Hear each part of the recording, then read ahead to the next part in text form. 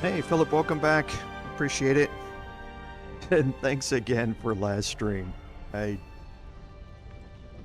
should have realized I was just getting old. My memory's not what it was, but thank you very much for insisting that I had gotten that before.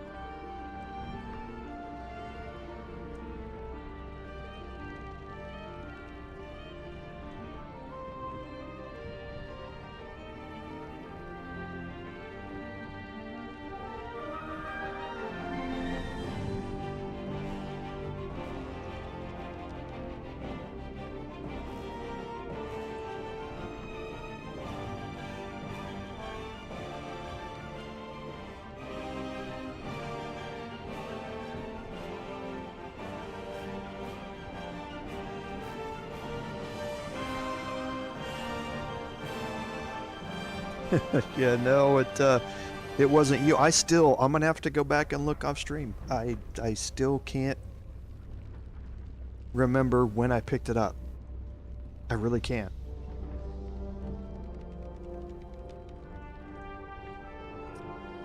I can't remember if Lord Henry was right and Isabel gave it to us after the fight with Marcus, or when it happened. I honestly can't remember. I mean, I guess I shouldn't be surprised. I've got 4 playthroughs going right now. I'm confused about a lot of things that have happened. So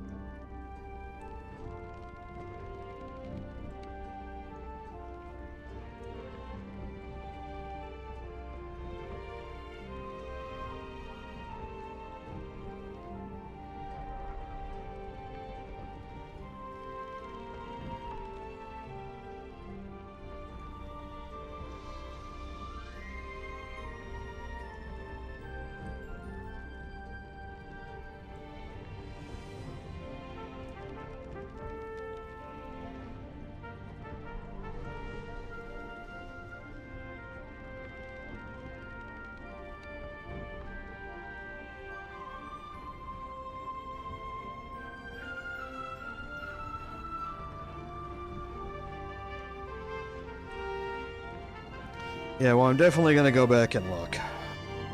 If for no other reason than morbid curiosity at this point.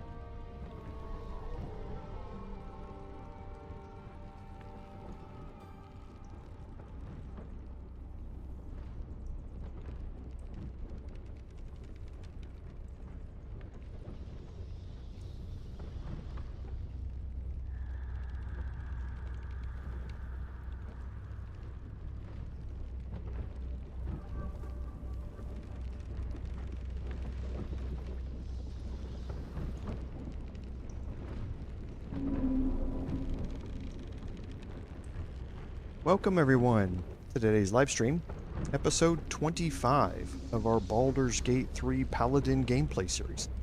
I'm Commander Jorval, and I want to thank you for coming along on our journey today. So on admin notes, there's not a whole lot. There wasn't a whole lot in Baldur's Gate 3 news this week.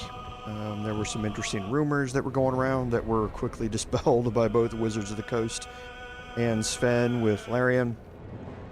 But for the most part, a fairly quiet week. I would expect that we're going to get either another hotfix and/or patch coming here sometime before the end of February or around the end of February. We'll keep our eyes out for it and let everybody know what happens when we see it. So, on to the recap. So, at the end of last live stream, we had convinced one of the Thorm family members to commit suicide by stabbing himself into his brain.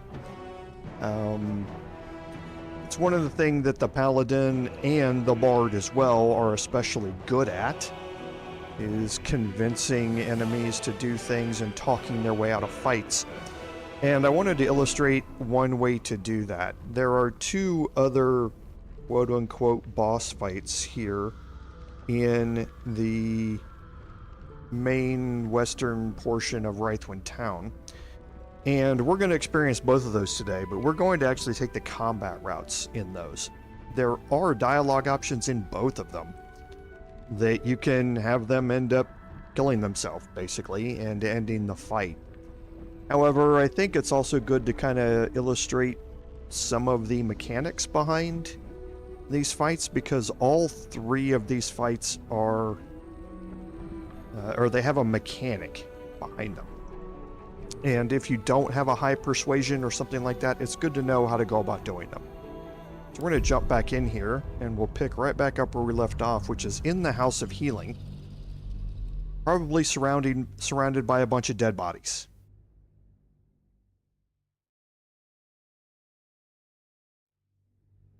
Hey, Mindeed, welcome to the stream. Yes, as you can see here, the Paladin live stream is smack in the middle of Act 2. We are now in Reithwin Town over here. Last live stream, we did some exploring up here. We found the entrance to the Gauntlet of Shar. We've explored some of the areas, including the Masons Guild, and found the Resistance hideout in the Masons Guild. We came over to the House of Healing, and we convinced Malice Thorm here to, well, we convinced his nurses to kill themselves, and then we convinced him to commit suicide. So having that high persuasion skill is what allows us to do that. So we're going to continue on here, clear out this area, do some exploring around, and then we have two more. We have the Toll House, and we have the Waning Moon. And inside the Waning Moon, we have a ledger that we need to pick up. And again, both of these locations have a boss fight in them. And we are going to go through the combat mechanics of them and kind of explain how they work and that sort of stuff, rather than pulling the convincing them to commit suicide way.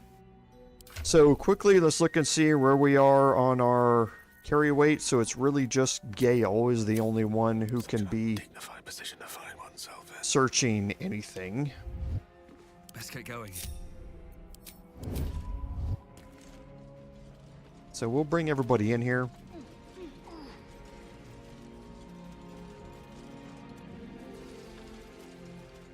Which way to the nearest library?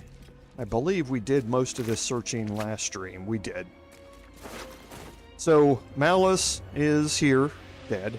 You can see 276 hit points, so a formidable enemy, let alone with the mechanic that goes along with this fight, where he's trying to operate on you, basically, by utilizing the sisters that are here. The distressed patient here.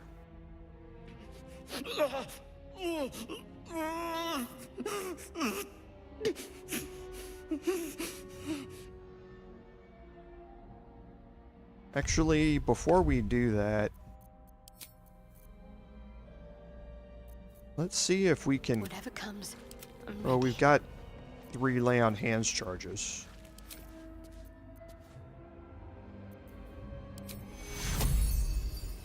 We don't need to. He's in surgery, so that's not in need of healing.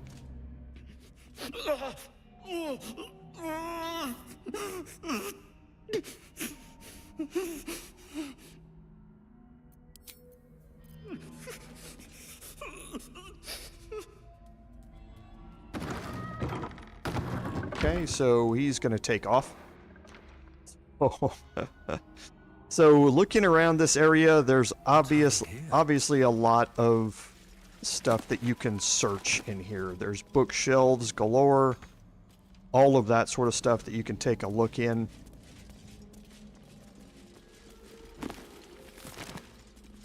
Moving ahead.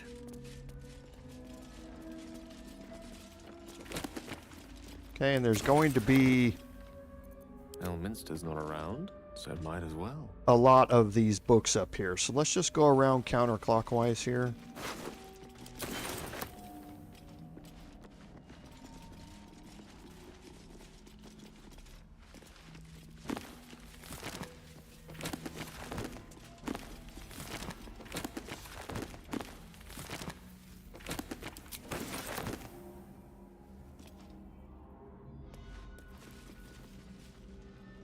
Of course. And we'll just make our way around the outside here. All right.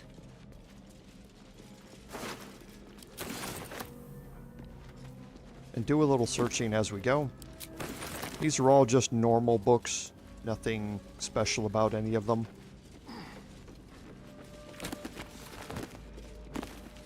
Okay, but you do find scrolls occasionally in here.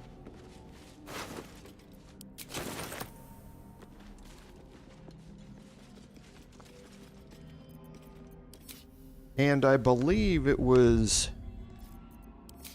brought up in the comments or in the chat that I can take my book and I can drop it into the custom menu. I've already dropped that book in here. Once you drop the book into your menu, all of the scrolls that are in that book show up in your items list. So you have access to them all no matter what. Just from having that book dropped into the custom menu. So finding the curious book in Act 1 over by Joaquin's Rest is very, very helpful for allowing you to keep your inventory clean of scrolls and that sort of stuff, but still have access to them even in combat whenever you want.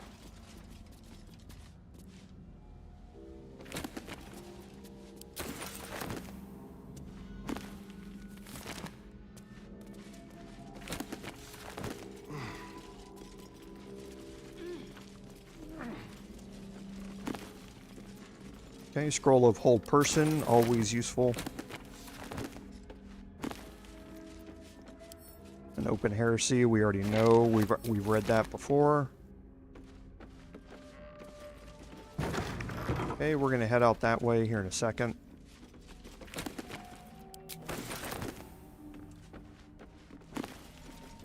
Okay, scroll of fear, always good. Let's have a peek inside. I think we're back where we started. Nope, we're not. We'll take that last one. And this is where we started here. So we do have some desks that we can search out. There's a Reithwin Necrology scroll here. Just talks about some of the surgeries that they've performed here. Some of them were pretty bad. This will come in handy. Can search the desk here, nothing in it. Severed arm, don't need any of that. So you can see there's a lot of the sisters around here. Not just the 4 that are down there. There's a total of 8 that are around here, and they're all involved in the mechanic of this fight. And like I say, it can get a little difficult if you're not able to manage your crowd control. Very good. So in this back room here, again, we have some more stuff that we can search through.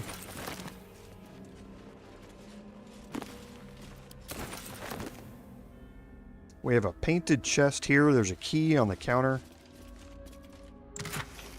Painted chest has the poisoner's gloves. So whenever you deal poison damage, the target needs to succeed a Constitution saving throw or become poisoned. I'm ready.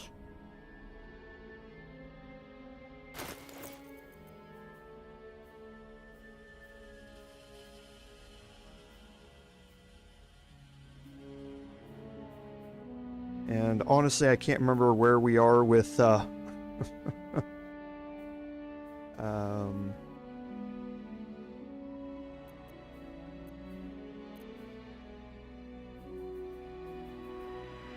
with Shadowheart's outfitting here.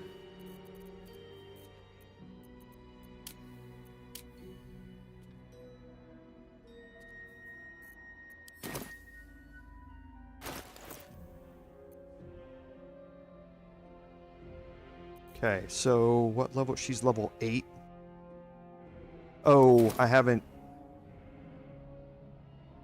I'll take a look at that, or those gloves here a little bit later on and see if that's going to synergize with what we want to do. What now? Not talking to These Shadowheart. lands no matter. She wishes for Ketheric Thorm to be punished. Her darkness was a blessing offered before he betrayed her. She can redirect her powers elsewhere once he is cast down. Okay, didn't mean to click on Shadowheart there. Wanted to click on the basket. Take these crafting materials. There's a key down here you want to pick up. Let me work my Gonna have magic. Gale pick up the book and do the rest of the searching here. Serpent Fang Toxin, just another poison type.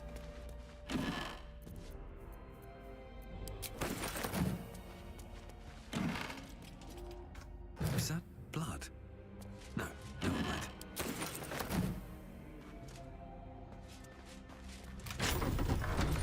Okay, and that uses the key. Now you can unlock either of these locked doors. We saw this locked door on this side previously, but now we have access to get out this side as well. This calls for careful footwork.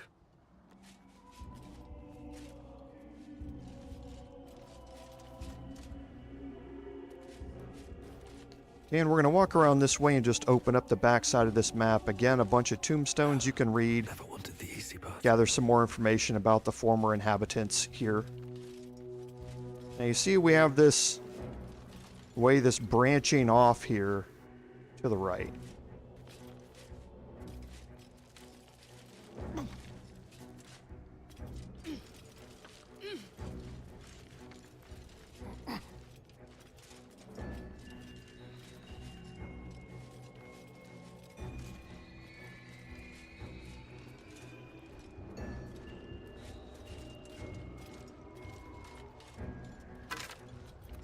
Okay, and here we have the Watcher's Shield. The Watcher's Shield is a great thing to have when you're just walking around, equipped on somebody, because it gives you advantage on perception checks.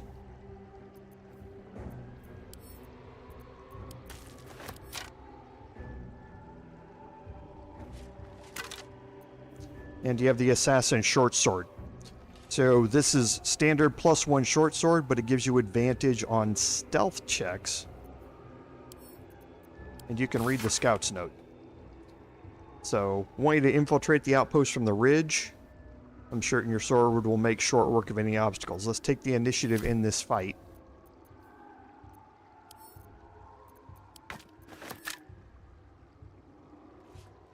Okay, now you can see down here we have a group of enemies. So we have a Shadow Mastiff. We've already fought them before. We have some Shadow Cursed enemies down here. So looking at how the pathing works, you can see that they can walk right up here this way. So we're going to break our group. Ready. We're going to move Astarion over here to the other side.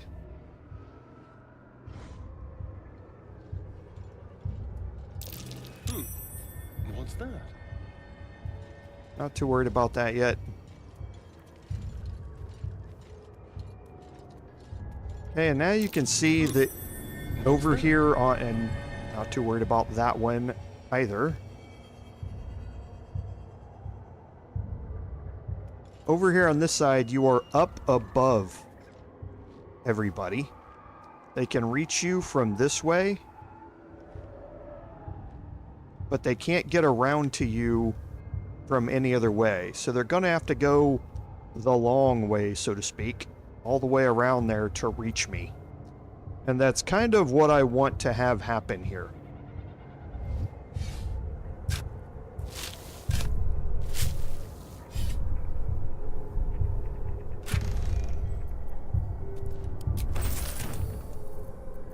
Let's keep to the shadows. Okay, so I'm going to start the fight off here from as far away as I can. Step careful.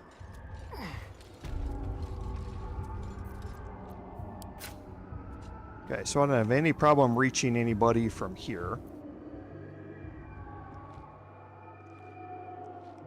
And we're going to watch and see what materializes here as we go. So, Shadow Cursed Half-Orc, remember if they crit you, they're going to be able to roll 3 damage die. But the Shadow Mastiff right now is one of the most dangerous things because one of its Shadow Teleport, and 2 because of its terrifying howl, which can cause me to run away and not use my turn at all, and then just kind of lock me in to a combat rotation. So I'm going to work on him first.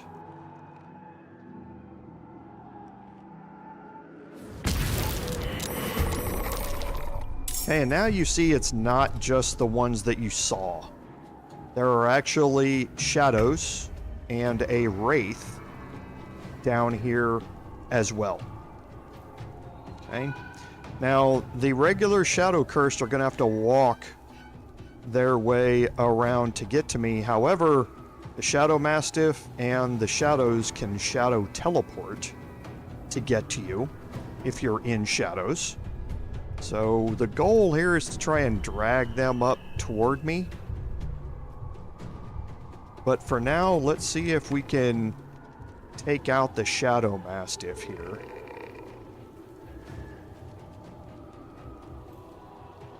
So we're going to do an offhand first. Okay. Got a crit there. Got 9 left. Let's do our regular hand attack and see if we can get a kill. Outstanding. Well done. Now we can use our Dread Ambusher on something else, and I'd prefer to go after the Wraith here. Okay, perfect. And again, all the crits because of my Assassin's Ambusher trait that has happened. So anybody that hasn't had a turn yet is going to get critted. Keep them guessing.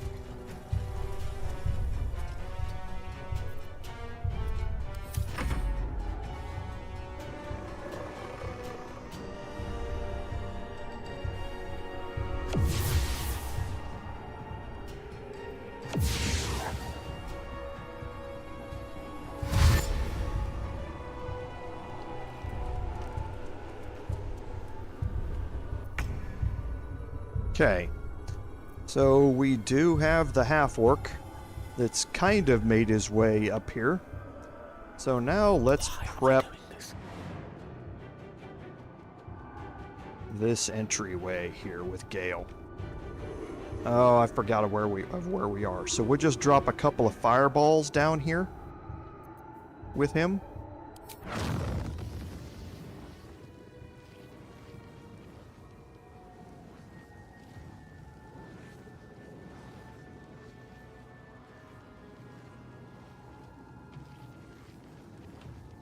Actually, before we do that...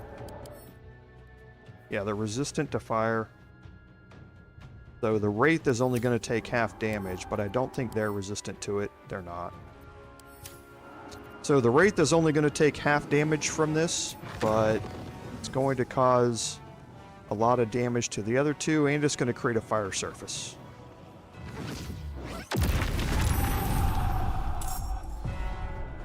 Okay. Actually, it didn't create a fire surface, which... I wonder if that's because of the Vile Oblivion that's happening over there. Or maybe I just have it wrong and it won't create a fire surface. Could be wrong about that. Okay, so our detection cones, fairly straightforward here. We're going to go down here and blind everybody with Shadowheart.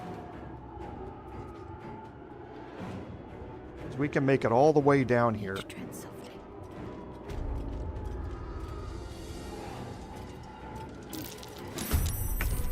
Okay, must have been an invisible detection cone. Because I wasn't overlapped on any of those detection cones. Maybe I should stay crouched. So now I know that there's an invisible one there.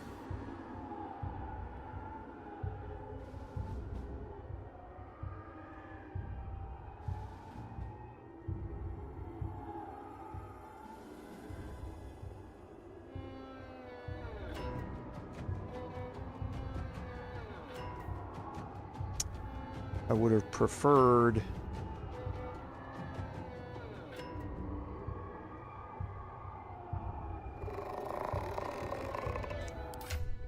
not for that. So I think we just get our Paladin up here.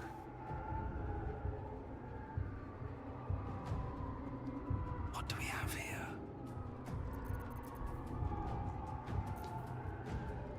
So let's yeah, I think since we've only got one left, let's just get our Paladin up here. Breathe deep and move. And we'll drop in with Eldritch Blast here. That would knock both of them all the way back down to the bottom again.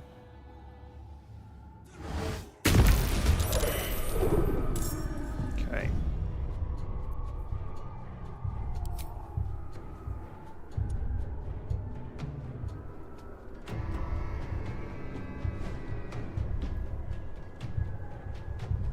So right now I still don't have disadvantage on that attack, which is good. What's Astarian's armor class? 19. He's obscured right now, so he is getting the armor class bonus. So let's move around. It doesn't really matter if I move around or not. Let's get in here.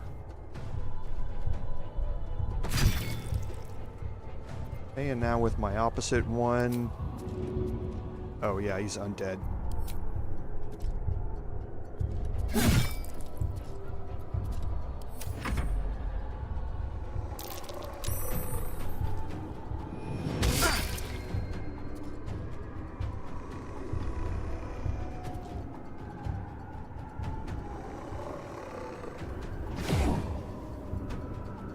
They should both dash.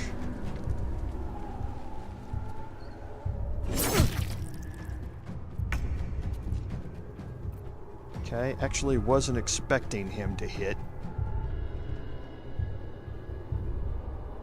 Okay, so let's look at Gale here first. Because I would like to get Gale...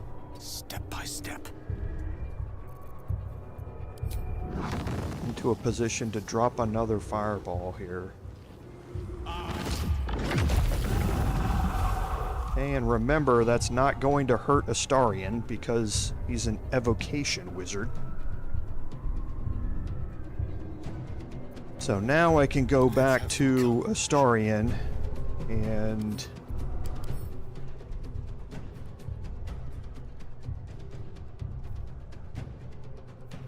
see where we are. Okay.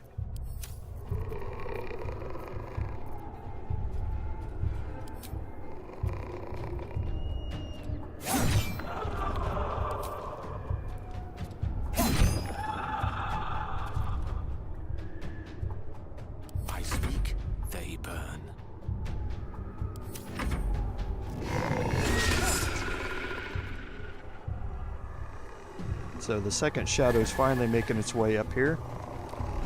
He's blinded.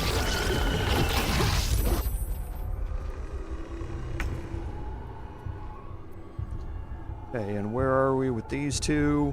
Not a whole lot left on either one of them. So we are going to be dropping a long rest after this.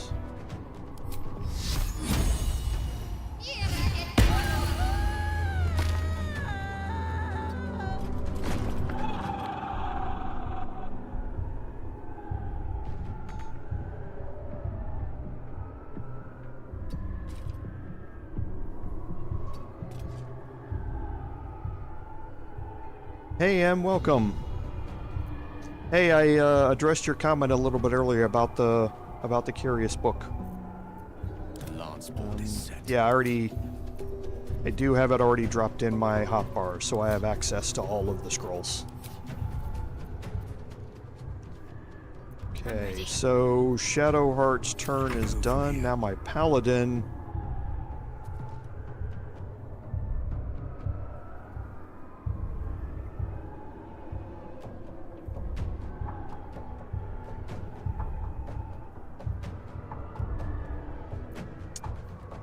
So how far can he get down there? How far can his jump take him out here?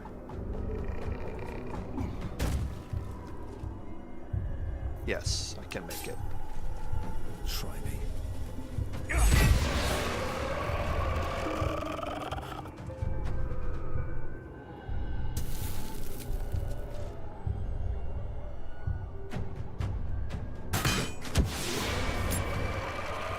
Now I'll start making my way back this way.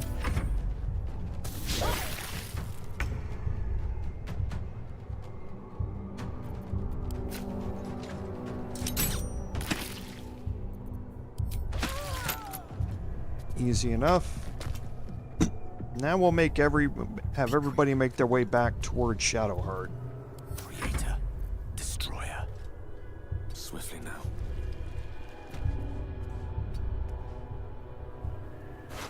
Whoops, didn't want to do that. We'll see where the shadow goes. Looks like he's making his way up here. Yep. So that's going to be a problem. Hey, Mixed Life, welcome. Thanks for being here. I appreciate it. And we'll hopefully get the kill here. Outstanding.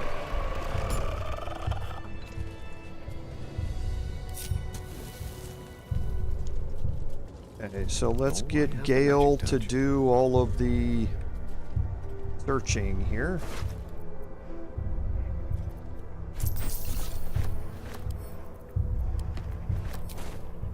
Let's explore.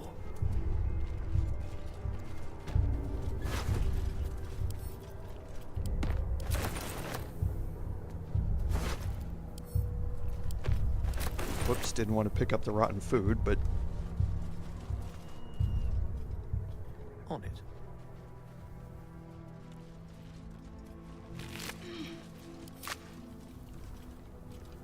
Still alive, so that's progress. Can't slow down.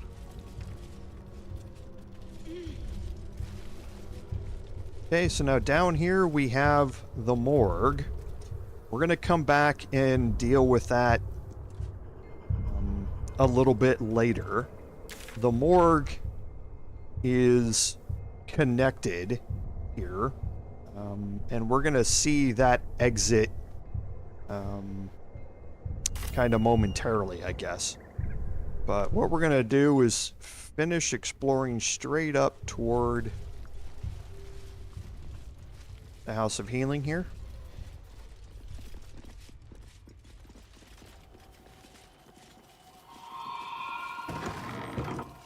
Okay, and this takes us back inside the House of Healing. Now, there's a couple of things that we need to do in here, but first let's look at our action economy, because I believe we're almost out of stuff. We are. So we're going to take a long rest here. Have a lot on my mind and, well, in it.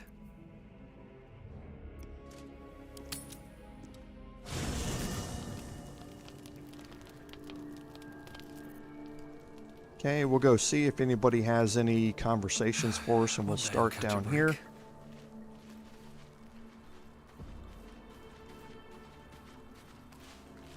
The druid Halsin spoke to me while I was sleeping. He spoke of you. Said that you fought shadow and spite to restore me. 100 years of sickness almost ended. I feel every root that riddles the earth beginning to unfold. But there is one anchor, still holding the shadows in place. The soul that brought it into being, for the land to heal. Ketheric Thorm must die.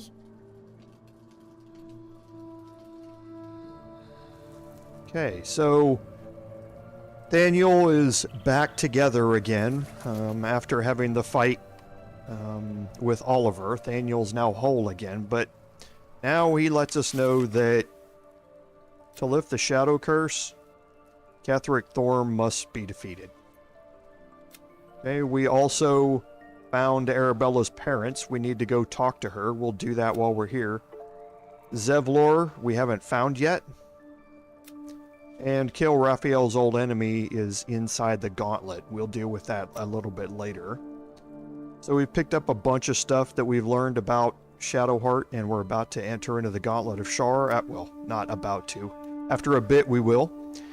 And to translate the scars on his back, Raphael has agreed to do it if we kill the Orthon inside the Gauntlet, and we are definitely going to be doing that. I need a quick word. Thaniel rests well. He's healing very rapidly, now that Oliver has returned to him.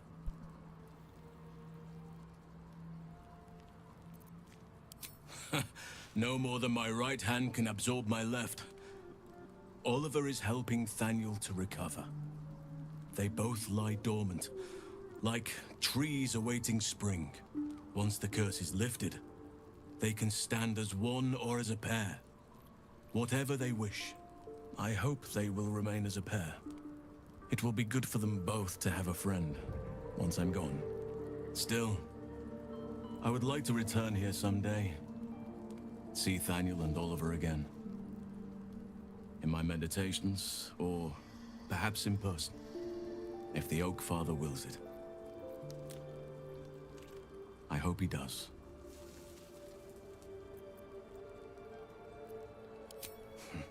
I knew I could put my faith in you.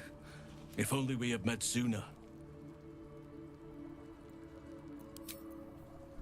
Okay, so nothing else from Halsin now. Go up and talk to Lae'zel here. Greetings. Nothing for her. Let me look at her inventory real quick. Okay.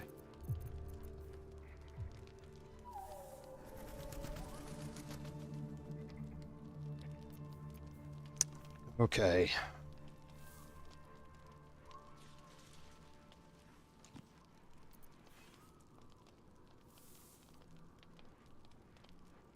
So proficiency on that.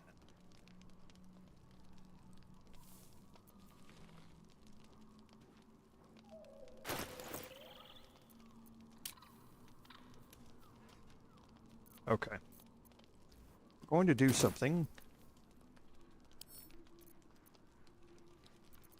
We're going to send that to Gale for now. We'll see how we want to play that. That could become key as we go through some of the fights here. Okay, here's Arabella.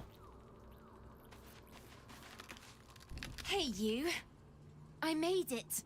Easy peasy. You find Mum and Pops? No. No, no, no. I don't believe you.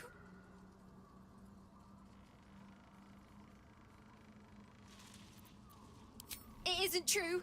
It isn't. Get away from me. Go. Leave me alone. Okay, so she refuses to believe her parents are dead. Yes, You have news? You know your task. Ketheric Thorm clawed his way free of death. Find out how, so we can send him back. I need a little time. But I will gladly join you at Journey's End. So long as it leads to the grave of General Ketheric Thorm. Okay, so nothing from Jahiri yet.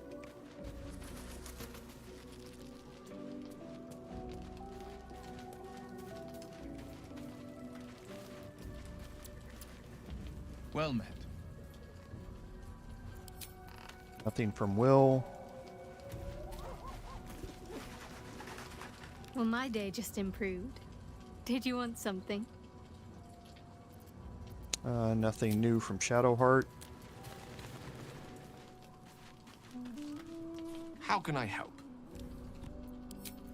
Poor Gale, but Astarion has some stuff to talk about. The way she leered at me. The blood merchant. I can't get it out of my head. I did what I always did. I let her use me. Why does it feel different to all the other times then?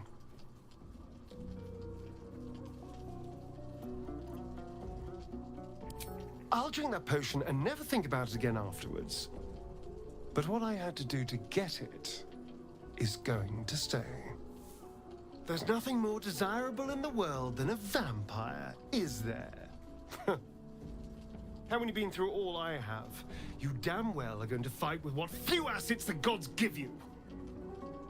But a part of me feels sick when I think about getting on my back for breadcrumbs again.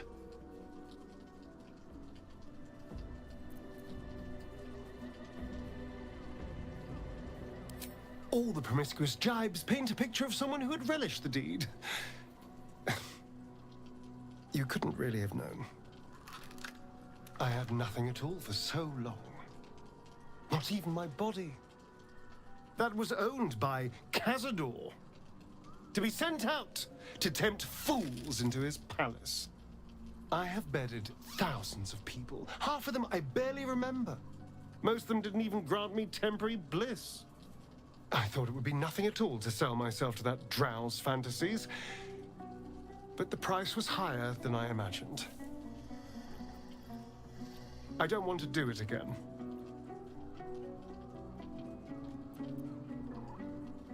I can stop using myself. Stop being used. It isn't worth the scars anymore. So Astarion is starting to change quite a bit. What can I do for you, my friend? I'd trust a devil over a vampire any day. I think he likes us.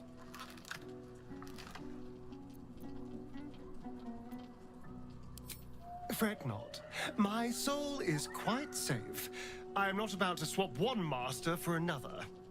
Even though he's using me, I'm using him too. And what do I care about this orphan's life?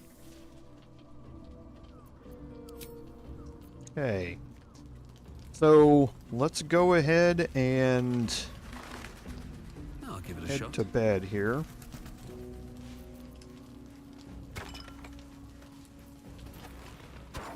Actually start with some of the larger ones. 30. 8.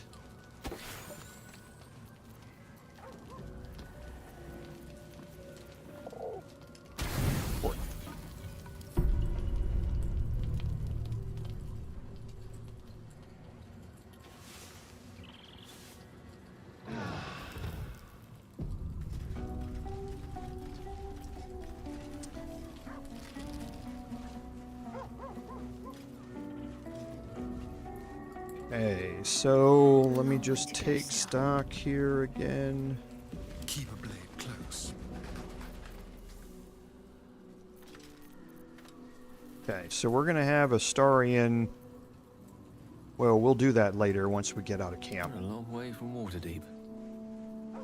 Okay, so My let's look faith at will what guide me. Shadowheart's got prepared here as far as spells go. She has an empty slot, and I'm going to put Banishment in it. What else does she have here?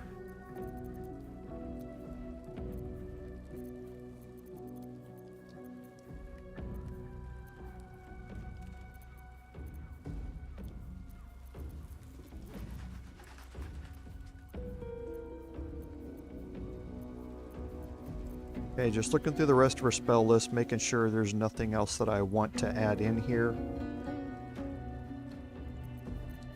Okay, so she's got Polymorph always prepared, which is good. Okay. So I think we are ready to journey out here.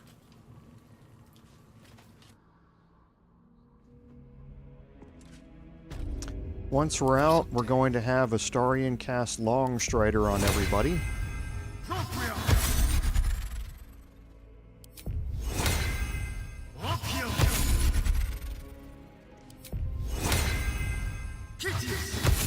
Just to gain that extra movement. Shouldn't have wished to live in more interesting times. Okay, and now that we're in here, we're going to take this ladder and head upstairs to the House of Healing. I've seen everything.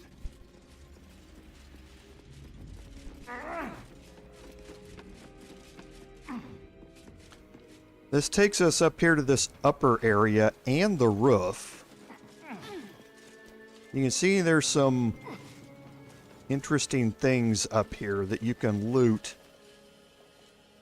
Potion of invisibility, and Gale's gonna have to do all of this. Good find.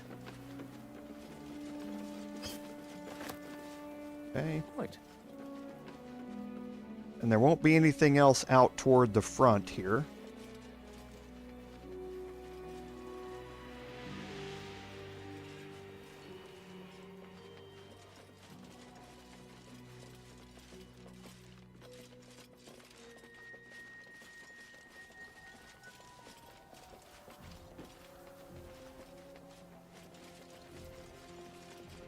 Okay, but we're going to keep exploring around as we go up here.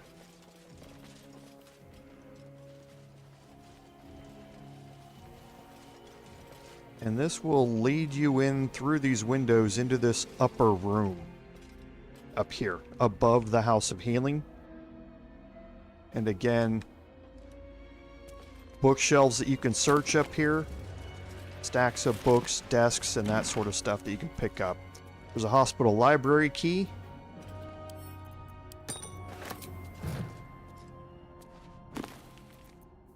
Scroll of web, very useful.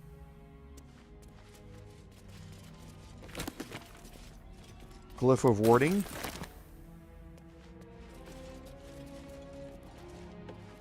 And over here in the corner, you have a gilded chest. How delicious. Which Astarion still has some of his thievery stuff on, which isn't good. Need to make sure to remove that after or before combat encounters.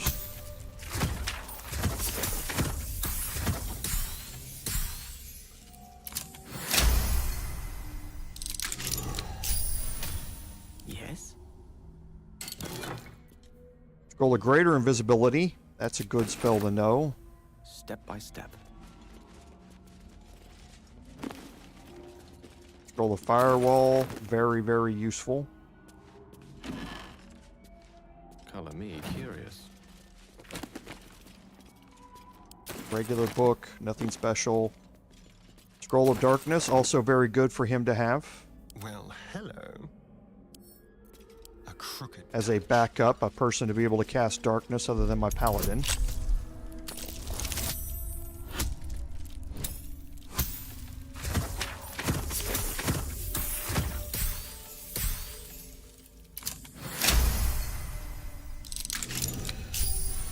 You have my attention.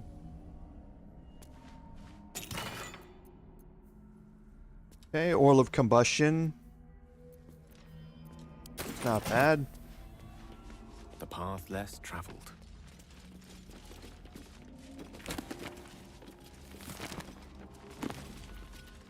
Scroll remove curse.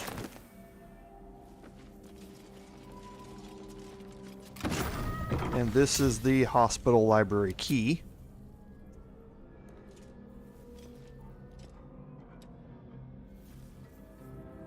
And we came in through here, so now we can look around in the middle here.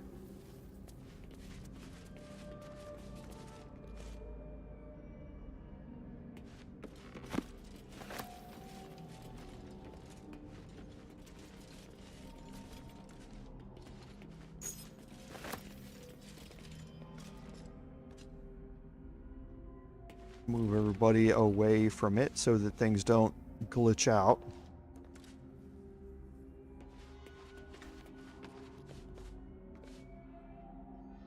Okay, and nothing else that we're going to find here now.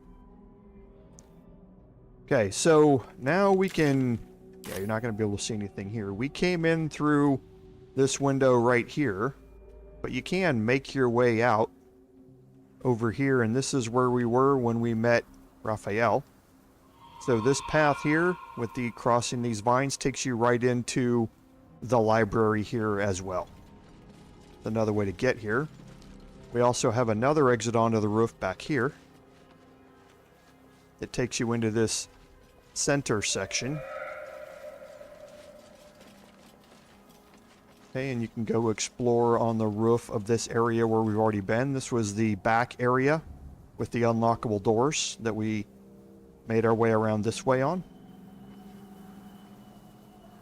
You don't know if you can get through here. You can't. But you can go back inside the library and come out this window. And you have some more stuff here. All's well that ends. Not as bad as it There's could a have. mushroom.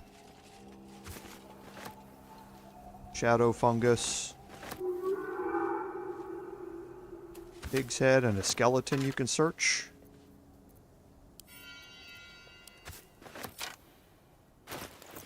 Let's... So all of these need to go in my crafting ingredients. Yes.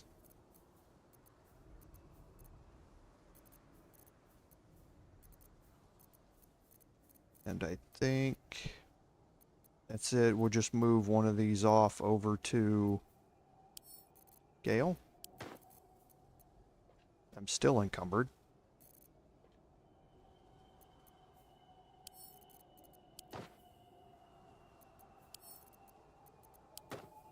Okay, there we go.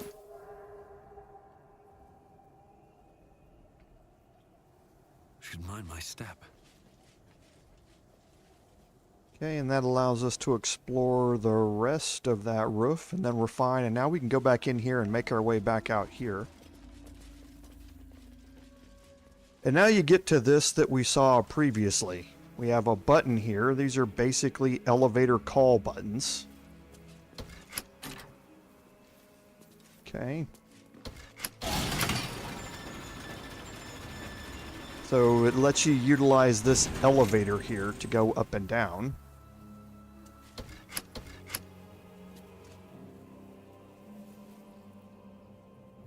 Okay, well it did.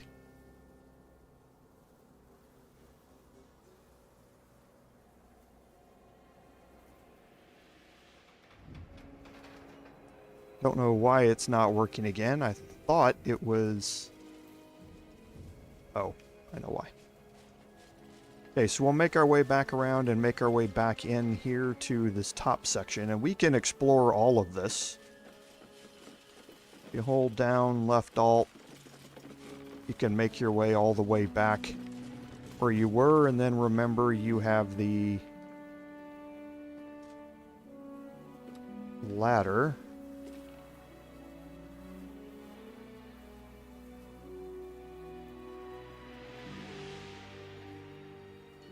Which I have now lost. It's right there. Right here to get back down.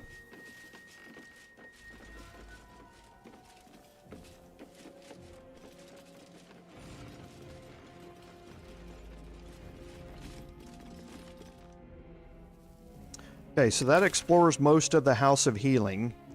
Sister Lidwin is still over here We've taken a long rest, so we're gonna go talk to Sister Lidwin again.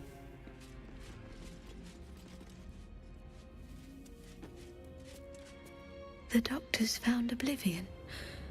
Well, no time to mourn. I'll fix this without him. Still not feeling better? Let's see if I can help you.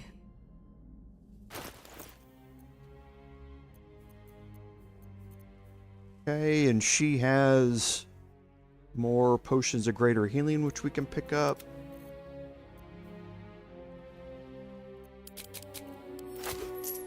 And potions of superior healing. Okay, potions of speed, which you definitely want to stock up on.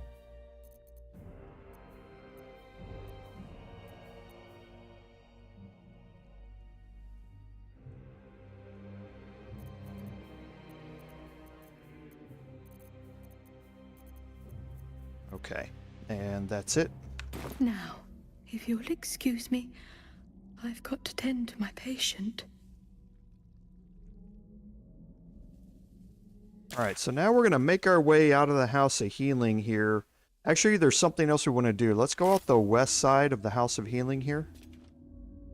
That's behind us this way.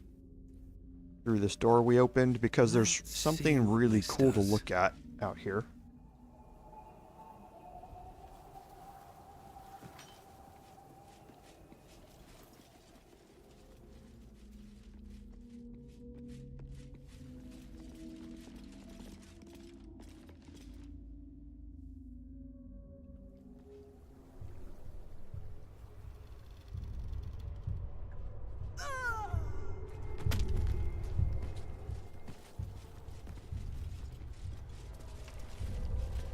And that's over here. So, did we also not dig up this dirt mound? We didn't.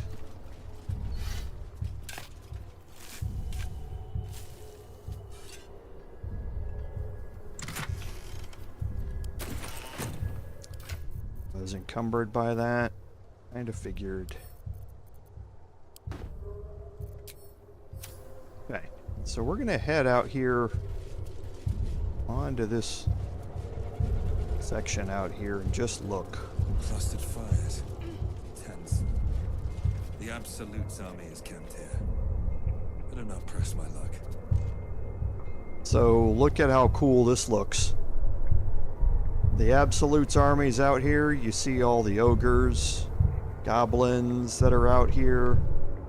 The whole group camped outside of here. So a really cool little area to look over and see. So just wanted to point that out. It's a really, like I say, the game always has been really, really good graphics, but looking at some of this and what they put together, it's really cool to see. Okay, so I can head up this way.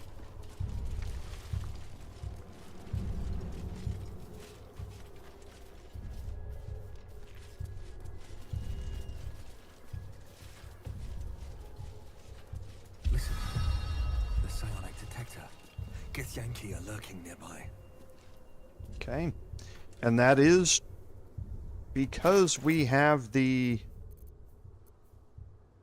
Quanith detector on us. We got an alert here that there are Githyanki somewhere near us that we want to watch out for. So we're going to put everybody into hiding. We're going to split the group and we're going to take our Paladin out here.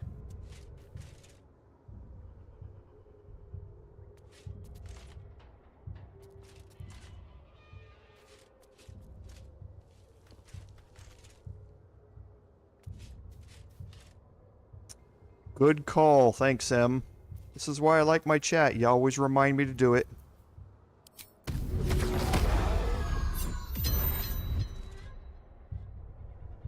All right, time to skulk about.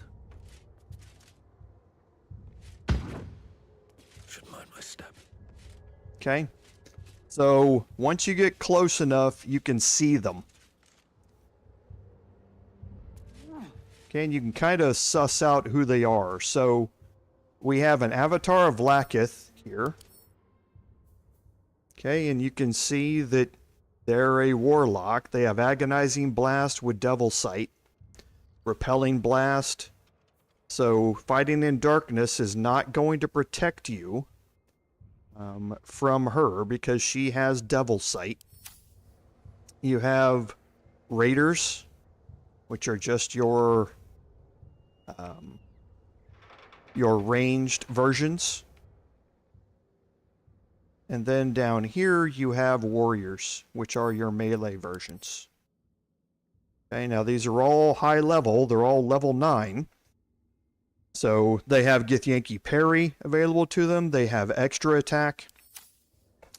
So your Raiders, again, are crossbow experts. So they have wounding that goes along. They can attack point blank without having disadvantage on their attack rolls. But the real person to watch out for here is the Chirai. So we can make our way right up here and work against the Chirai. The two melees that are down here are going to have to make their way up around this way to get to me. So that's what I'm going to do. I'm going to go start this off with my Paladin.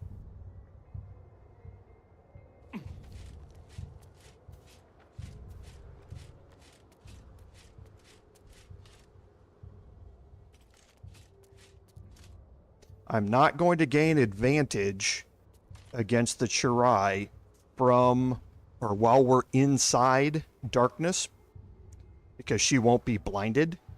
So that's why having the circuitry interface available to me to be able to gain that advantage against her is going to be important. But to start this off, I don't need it.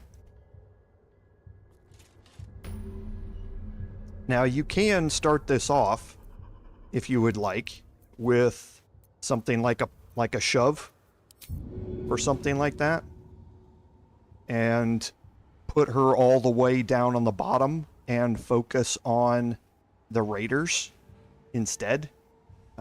They also have Githyanki War Magic, so she has Misty Step and that sort of stuff to be able to get back up, so it's really not worth it. I'm just going to start this out with a regular attack against her and go from there. Okay, we are going to use Luck of the Far Realms.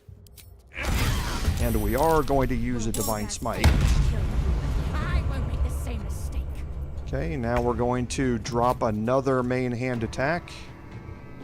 But first, we're going to use our bonus action for Circuitry Interface. And now we will drop our main hand attack. And now we go from 65% chance to hit to 88% chance to hit. We're going to drop our second Divine Smite. Okay, and now you can see that it went from 127 to 34. There is work to do. Quiet. Surprised you spotted me. So I'm going to have Gale drop Darkness here, right on top of this. And the reason that I'm going to do it is to keep the ranged attackers from utilizing those ranged attacks against him. So this would move him up to there to cast it.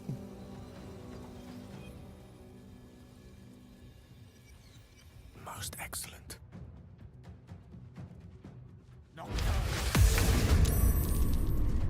Okay.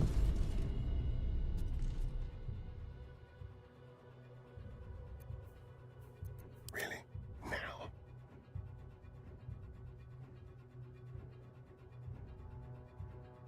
Okay, so this raider's just outside of the darkness.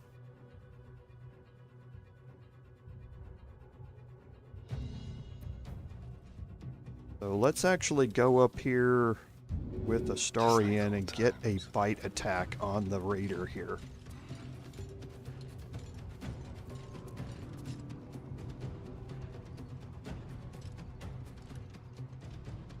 Actually, let's know. We will start this off with a regular ranged attack against him. So I rolled an 18 for a crit, so I don't need Luck of the Far Realms. Okay, I'm gonna save the paralyzing critical. I'm gonna do the sneak attack crit. I'm ready. I see a way.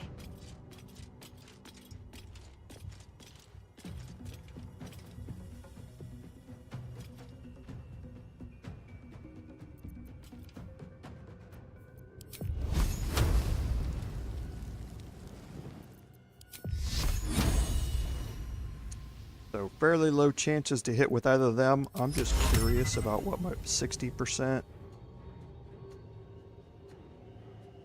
70%. Okay. I was just curious to get an idea of what those numbers were looking like. Got an 80% chance to hit here. Down with you.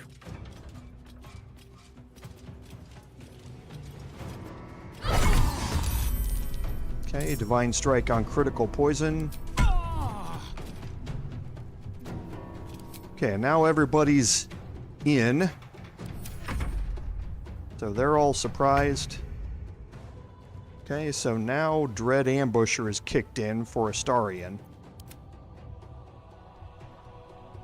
So he's got 8 hit points left. Let's see if we can just... Actually, let's go up and get our Vampire Bite here.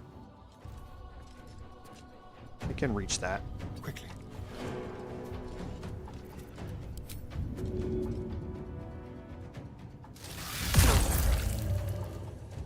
Okay.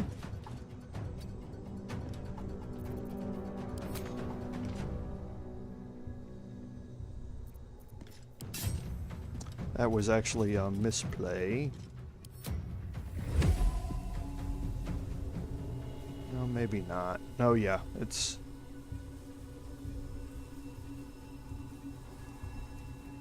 That was a misplay. So these are all going to be crits though.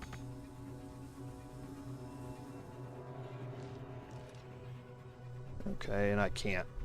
Yep, that was a misplay.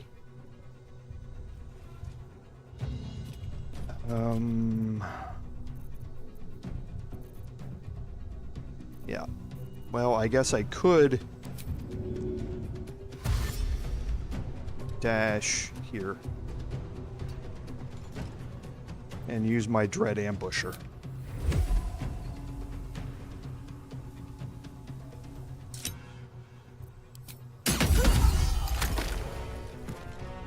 And then move back.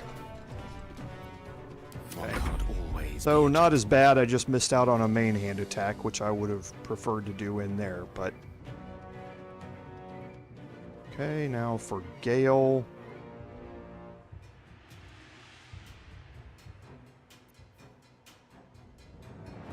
Don't think he's going to have a whole lot of options here. Pawn to Cleric 4.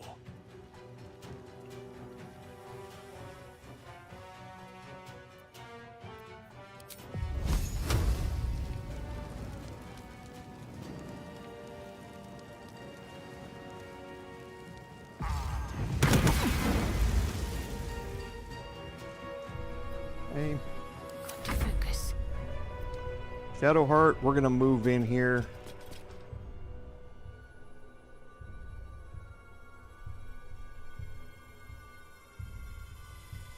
No, we're not. We're going to drop... Try and keep these two down here. Or at least a turn. Don't want her to go down there to cast it, though.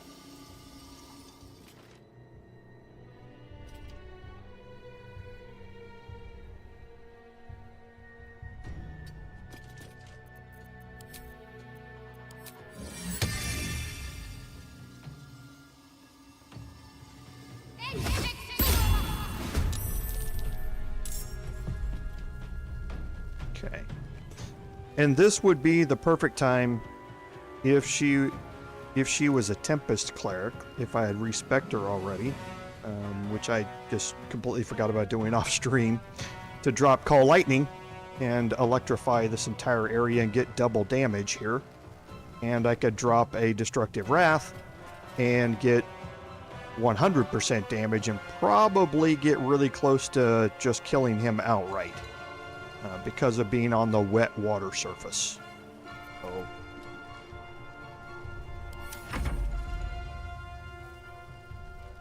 I will take the artifact for my queen.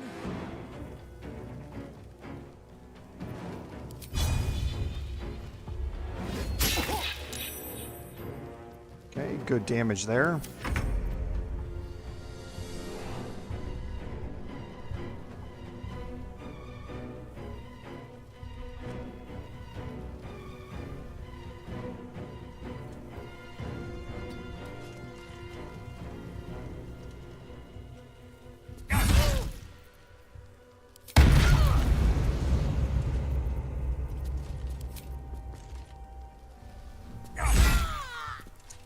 And she's done. And that's what you hope happens, is you can take her out without her ever getting a turn.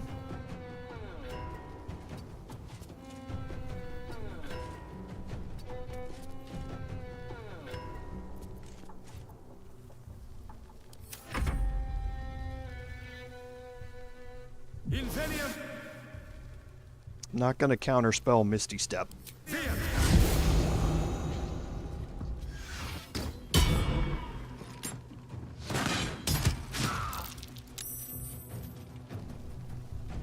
What was... Oh, that must have been an arrow of many targets. I was like, wait a minute. Did my spiritual weapon somehow deflect that onto Gale? It was. It was an arrow of many targets. I was like, that was a strange animation. So... Okay, now again, I can drop a fireball down here and it won't affect my spiritual weapon.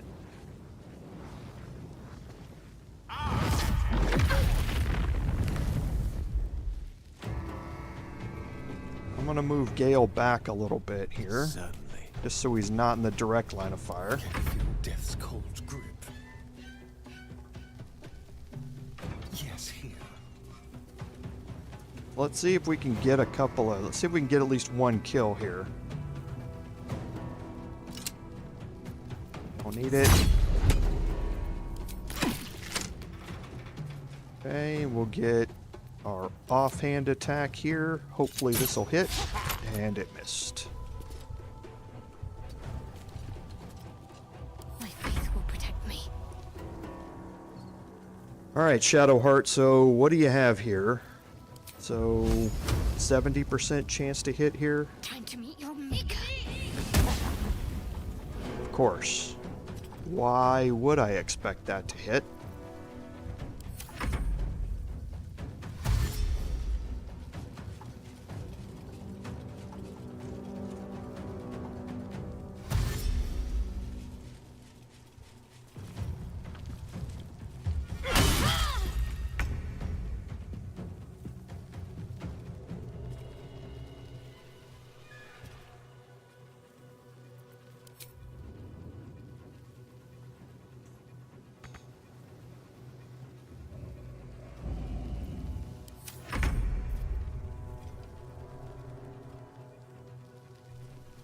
Okay, I'm gonna stay up here. I'm just gonna slightly step out.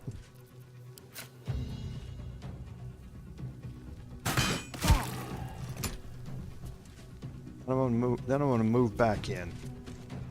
I want the other raider or the warrior to come to me inside the darkness.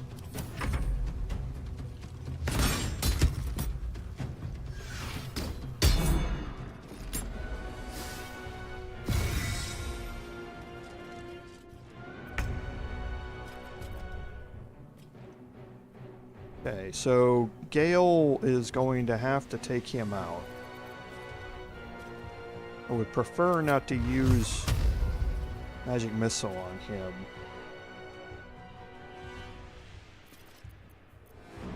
Actually, I'm curious. 35% chance to hit.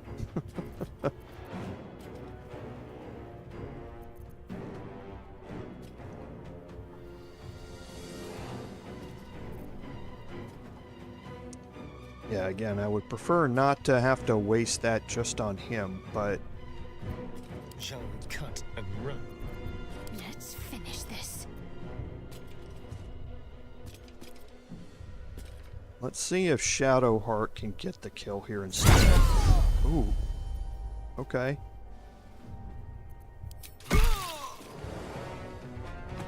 Guess you go, Shadowheart. On I go. And I don't care that she's blinded. Mistra real.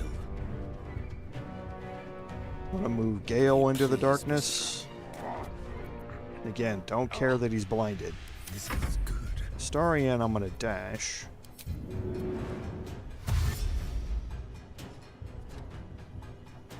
Okay. This way. So I can step just out of the darkness.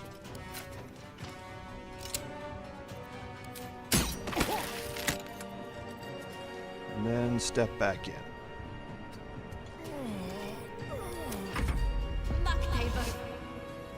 Don't need to counterspell jump.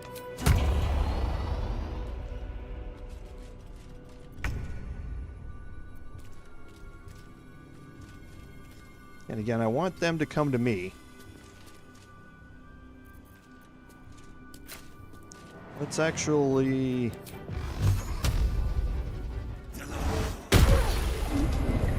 drop them both back, and then we'll come back up into the darkness again.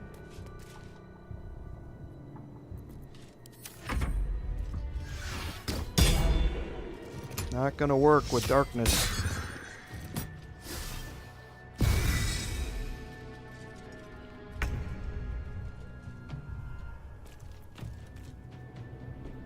Okay, Gale, I'm not gonna worry about. Starian, I'll have him just step out.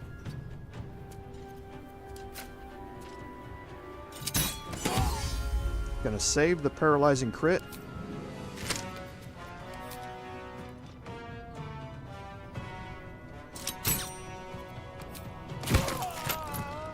Nice.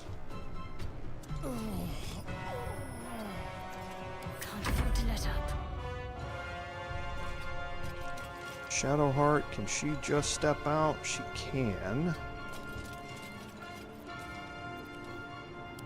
She has the hunting shortbow here. Of course not. Okay. So you're gonna make your way up here? Thank you.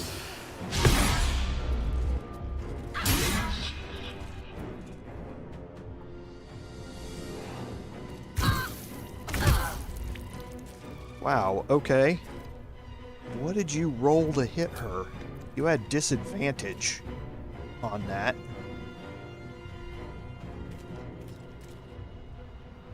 An 18. Okay, well, can't do much about that.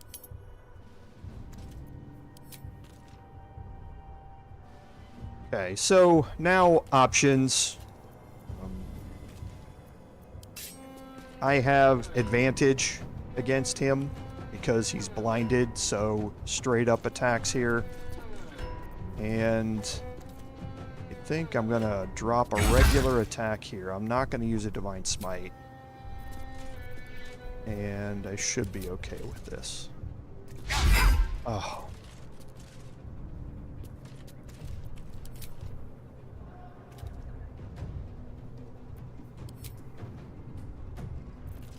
Okay. Psionic detector alerts We'll do us that to instead. attack. Looks like Voss was good for his word. Let's move. Okay, so not exactly how I wanted that to go. Shadowheart took a hit there at the end, which is what it is. But she has Divine Strike Poison, and this is what I was looking for previously. So, as a reaction on any melee attack she does, she can deal an additional 1d8 poison damage. So that ring that we picked up with her, What's next?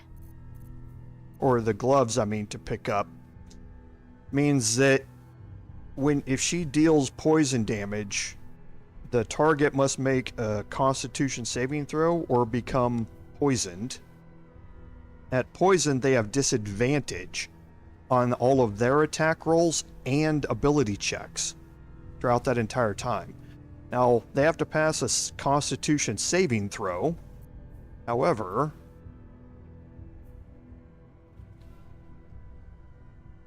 oh, I don't have her respect yet. When you get reverberation stacked on you, you get a -1 to your strength, dex, and constitution saving throws. So I could have that reverberation effect going with Shadowheart here in conjunction with being poisoned with the poisoner's gloves to then add additional debuffs to enemies that I attack in melee. Haven't gone through any of the respecs on these characters here yet, so No one back home will. that's why we're not fully optimized for what we are going to be. So searching the Shirai here, Githyanki longsword, not a big deal. Psionic ward armor. So if the item detects that the wearer is Gith, they have resistance to psychic damage. This can be really, really useful. It is medium armor. It's got an AC of 15. So it's not the greatest as far as your armor class goes. However, also, whenever the wearer succeeds on a saving throw against a spell, they regain 1d4 hit points, which can be very useful as well. So the Psionic Ward Armor is something that I keep for a couple of very specific encounters, specifically for the resistance to psychic damage. Now, if the item detects that the wearer is Gith, they have resistance to that. We're going to look at that here in a second. The other thing that's here is the Haraknir Bracers. So I can cast Mage Hand as a bonus action, and it also gives me saving throws +1 for strength and the ability to cast the telekinesis spell. So the telekinesis spell is really good. And here, Laketh, we know she was going to be coming after us. This is the first of the encounters that we're going to get with them. And they want all of these Gith to get the artifact back from us. So we're going to look at something here, because I haven't actually done it with this armor.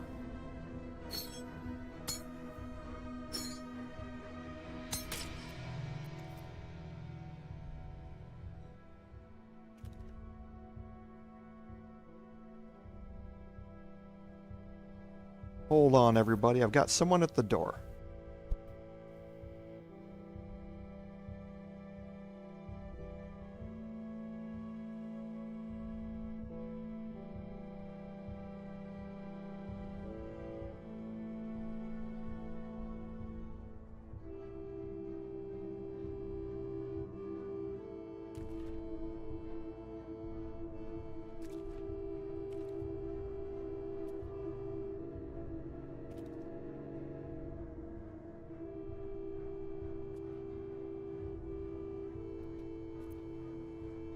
Okay, sorry about that. I had somebody at the door. I have a doorbell camera, but they had moved out of the way of the doorbell camera, so I wasn't entirely sure what it was. But yeah, it's all taken care of. So I want to check something out here.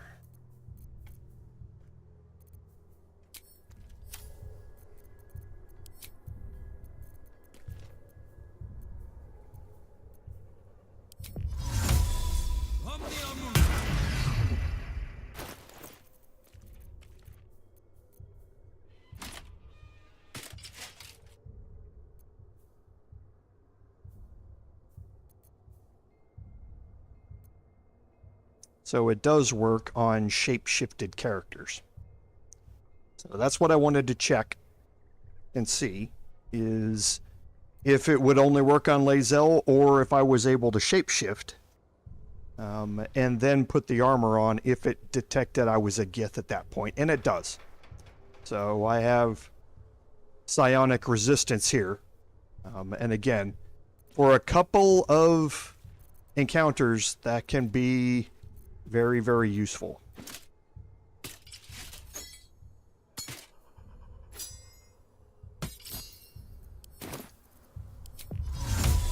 Don't need to be shapeshifted anymore. Alright, so let's go search the rest of the raiders and warriors here. Okay, there's an arrow of many targets. Those things are very, very useful. I buy them whenever I see them. Oh, I'm picking all this stuff up with the wrong person.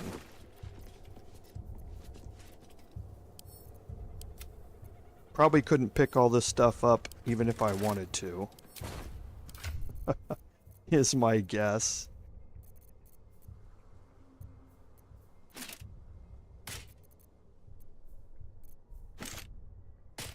Yeah, this is probably gonna overload everybody. So where is my secret weapon here?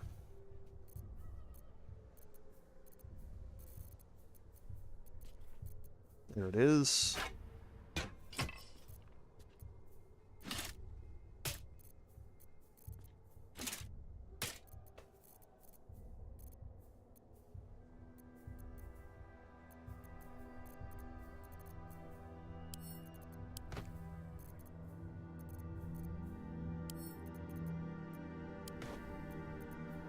We'll just move all this stuff over to him. Oops, not all of that.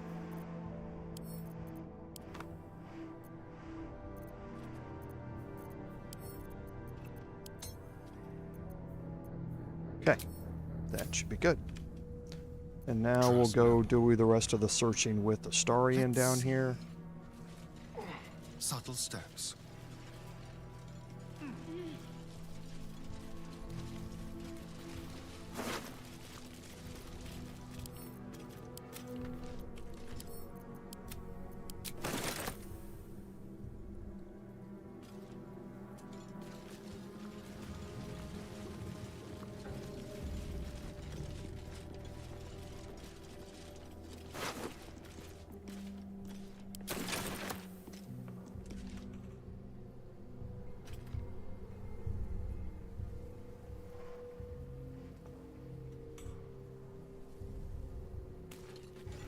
Okay, now there is something else that we want to go look at back here. And honestly, I don't know if I'm going to be able to see it or not. There is work to do.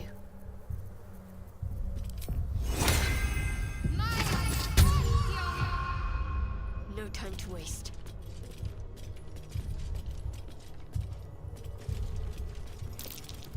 Okay, so we can see it.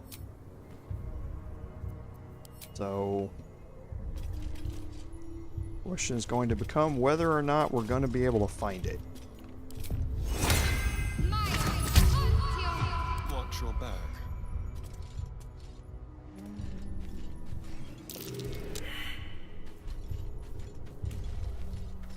I'm ready. Whatever it takes. Ready and willing to new horizons.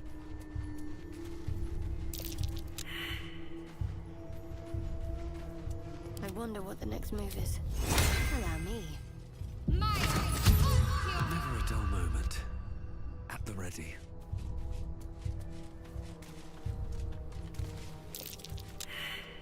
Okay, so I failed all the checks for it. It's a really, really high DC.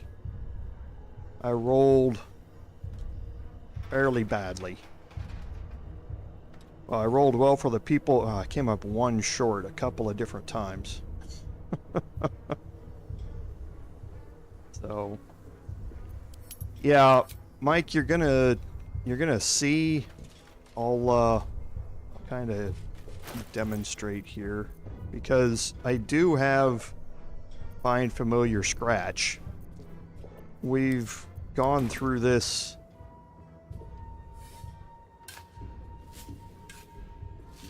before. I don't ever try and do it without trying to pass it. before I got Scratch, I didn't do it anyway. If I failed all 4 of them, I didn't dig it up anyway, simply because I think it's a violation of the rules.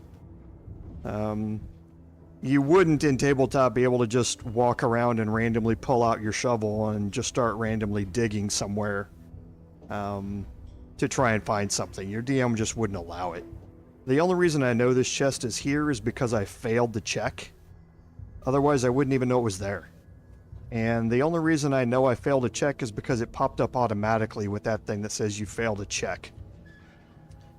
Now, however, with Scratch, once you have Scratch available to you, he could be out here walking around with me right now and he would have pointed that chest out. And in that case, yes, I feel it's a little more within the rules to just go dig in the location that Scratch is pointing to. So that's why I use the shovel to manually dig, but I still try and first pass the checks. Just to be, like I say, a little bit more within the rules. Otherwise, to be totally within them, I could just bring Scratch out here every time and let him point at it and go dig it up. So it's just, that's a waste of time for me to do. So here you have corpse roses. And we're going to learn more about this as we go into one of the fights that we're going to get into here in a little bit. For Thisobald's brewed up belly glimmer. And there's some other crafting ingredients in here, some really good ones. The Cloud Giant Finger. And here's a record of shipment.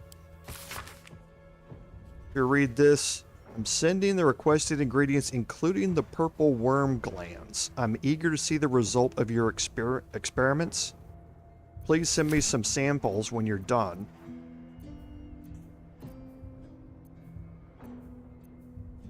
So the purple worm glands are not... Oh, yeah. No, they're not in here. And just that little bit encumbered me. Okay. You're going to get a quest marker for this location once you go through some more stuff over here. And we're actually going to start heading that way now. We're going to head back down here into the road.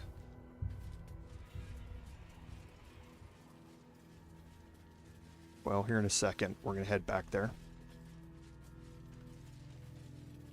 Okay, so this is the House of Healing where we came out the back door of this.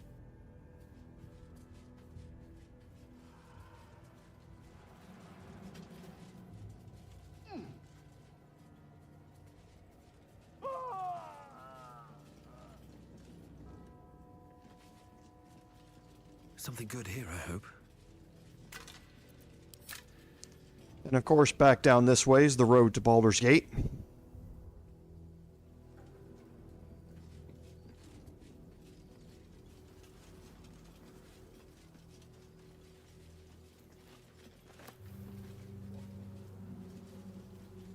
Okay, and again, you can kind of see where we're moving toward. We have the ledger here, and we have the waning moon. And that's where we're going to start kind of making our way towards. We're going to come around the back side of it here and kind of open up some more of the map here first, though. Around this central square area. Okay, we're going to split our group here.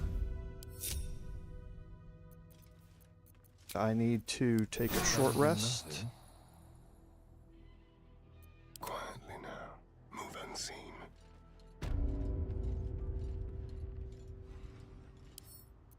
With ease.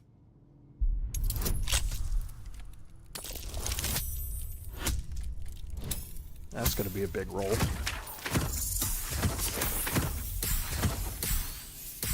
Another 30.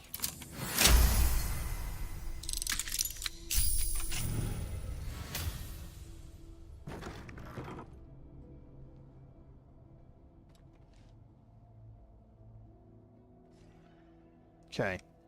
You can step into this upper story room here.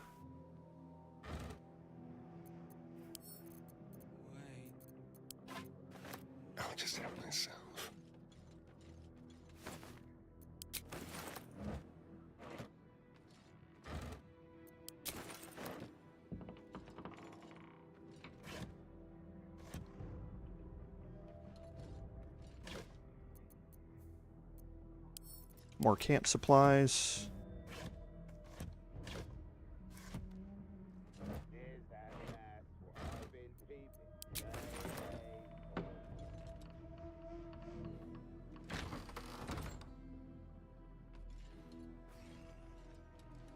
Okay, we can make our way out here and you can kind of get a glimpse of what's happening inside the Waning Moon here, but you can see they're not hostile at this point, at this time.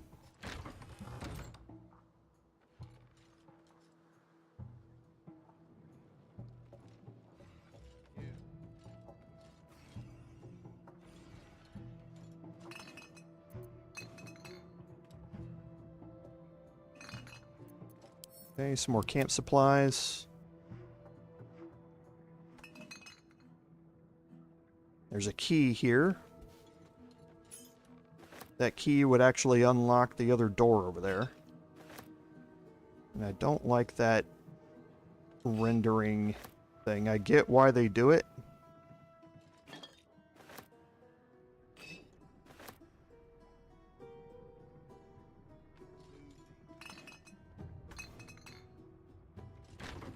Okay, and this last door here leads you out and back around where we were standing, and into the base level, leading you into the main entrance to the Waning Moon.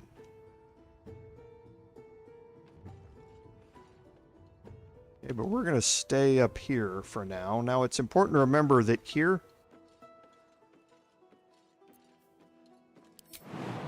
you can jump into the Waning Moon from here. Okay. So important to remember that you do have another way in if you would like to utilize it. Taking my time in the shadows. Have to keep going. Okay, so we'll make our way around the front side here. As we do, we'll just open up a little bit more of the map again. There is something here in the center that we're going to come back and deal with, but we'll do it after the Waning Moon.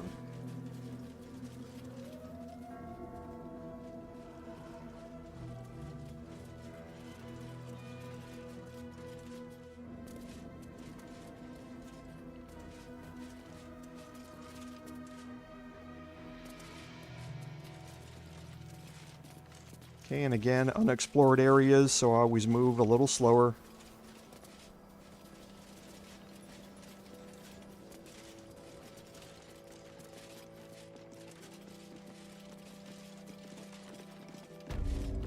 Okay, and here we are at the Waning Moon Tavern. Now, we're going to hide everybody, break my Paladin off, and actually, no, we're not going to break my Paladin off. Something smells tasty. Going to break Astarion off, and he doesn't have to be in hiding. Don't linger.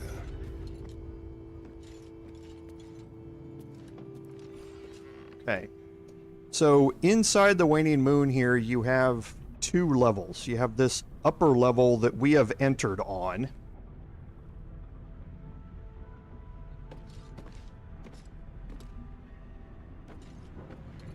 Okay, and you can see that there's a ramp leading down here. There's stairs leading up here, and there's another ramp over here that leads up. You can see we have these blighted individuals that are out here. Fairly uneventful, just undead zombies.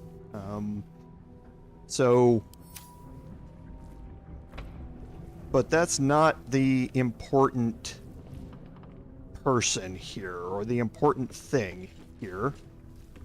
And that important thing you can't see yet. But you will as you approach the interior of this. Okay, this is another one of your boss fights, so to speak. And before I go into this,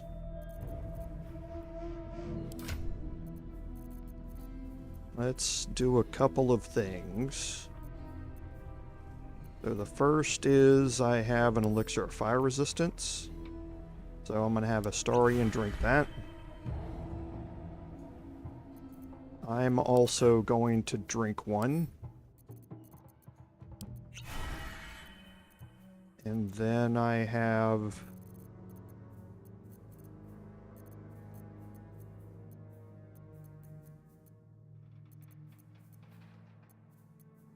Where is...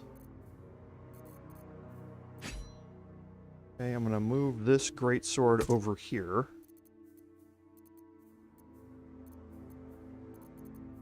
And I thought I had...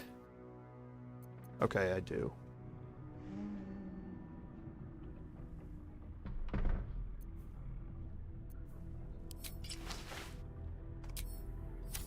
Okay, so there is a mechanic here, and we're going to kind of explore that as we go, but I'm choosing to do fire resistance here. And I've chosen to do Astarion because of his ability to dash as a bonus action here. Okay, and now you see Thisobald Thorm here. Now, Thisobald has, again, a large number of hit points. He's numb, which means he's immune to slashing, piercing, bludgeoning, and thunder damage. He also has gaseous reflux. So physical attacks have added gas to Thisobald's special brew. Okay. Now he's immune to control undead because he is undead. He has turning resistance. He's also high enough level at level 6 that he does have an extra attack. You can see he's immune to all of these damage types. Right? So you have to think, how am I going to be able to cause damage to him with my physical weapons? Or am I just going to have to fully focus on dealing damage with spells that he isn't immune to? And it's a very good question. So we've left everybody else outside. We're going to go in here with Astarion, and we're going to walk up and talk to Thisobald here.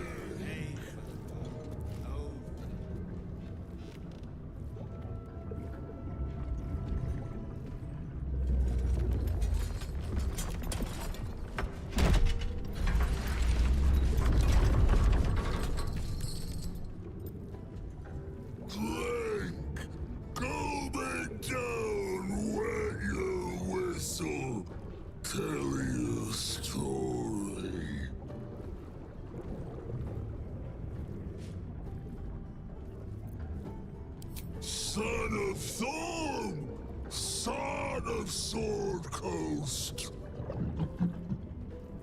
Go on, cheers, bottoms up, go nuts.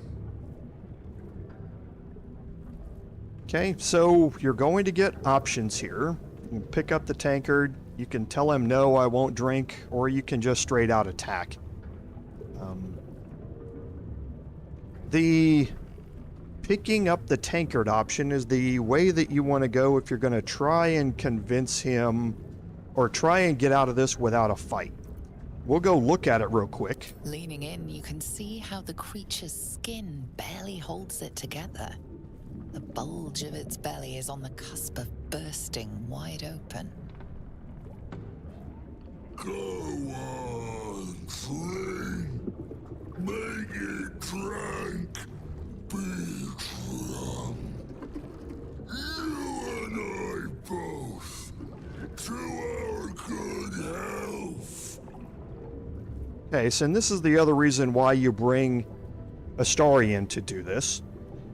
And the reason that I left his thieving stuff on you can make a saving throw. It's constitution based, which isn't bad for him. Or you can make a sleight of hand check here to pretend to drink and kind of go from there. And that's what we're going to go ahead and do. It's a fairly high DC. I just barely passed that.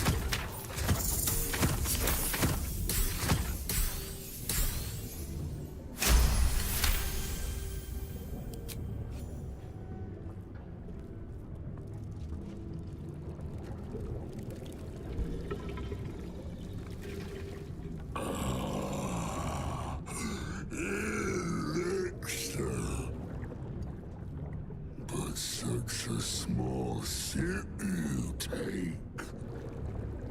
Fear not. You will soon quaff as I do.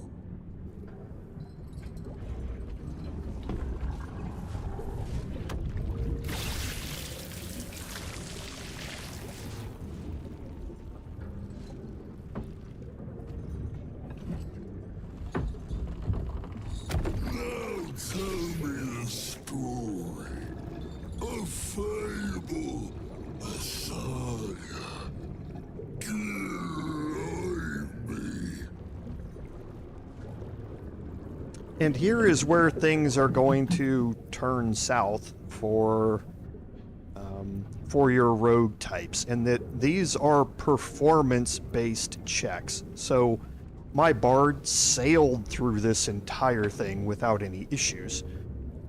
But here you're going to have some fairly hard checks to make as far as performance goes. Astarion by default has performance proficiency, and he does have the happy bonus. It's also got that -1 from charisma, so I'm not trying to work my way through this anyway. I'm going to illustrate how the mechanic of this works, so I'm going to say no, I will not share any stories.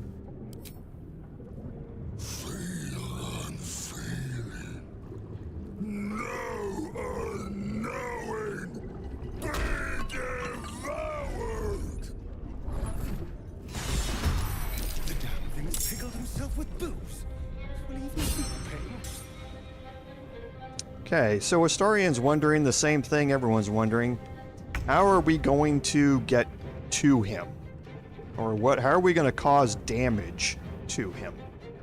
And we're going to start running around here, while at the same time taking out these other actors, these other undead that are around here. So the first thing that I'm always going to do is going to click heals. Okay, that's the thing that you do first time, every time on your turn, is to do that.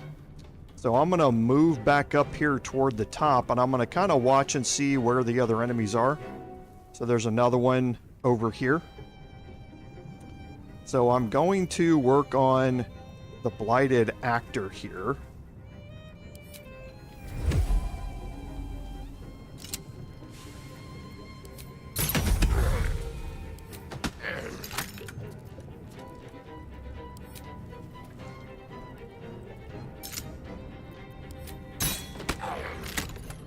Okay, and now I'm going to make my way up the ramp as far as I can go.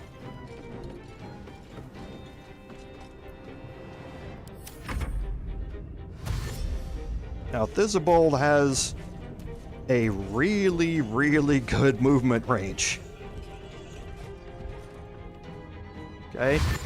So this is why you need somebody who has a lot of movement range to begin with, and who can dash and stay away. Now, I'm going to incur an attack of opportunity here when I move away. However, got a 50-50 shot here to do this anyway. So I'm going to try and cause... Actually, I might be able to do it. I do have it a different way. I'm going to try and cause some fire damage here. I'm going to try and get both.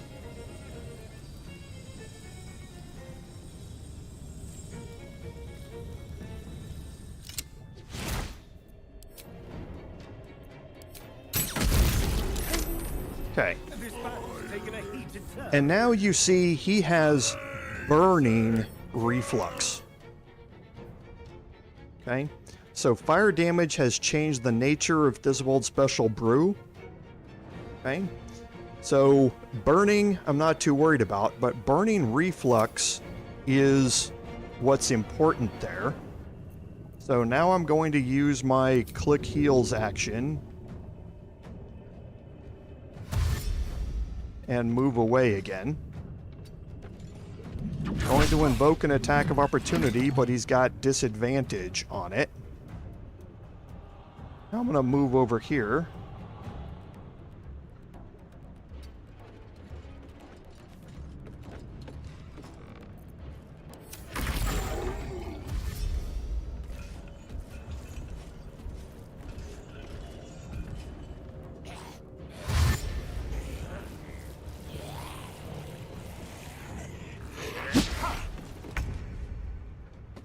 Okay.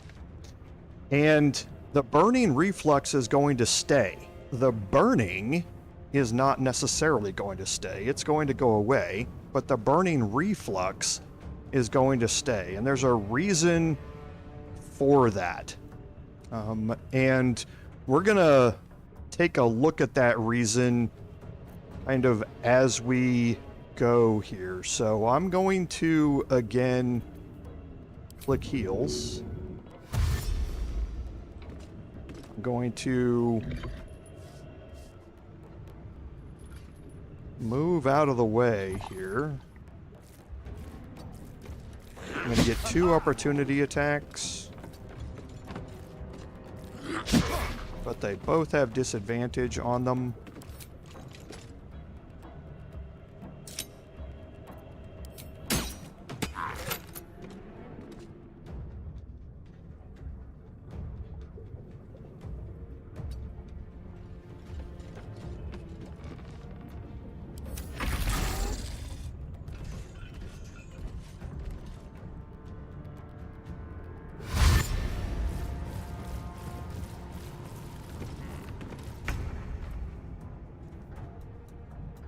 Okay, and you see, burning reflux stays with him. Right? So what do I have here? These 2.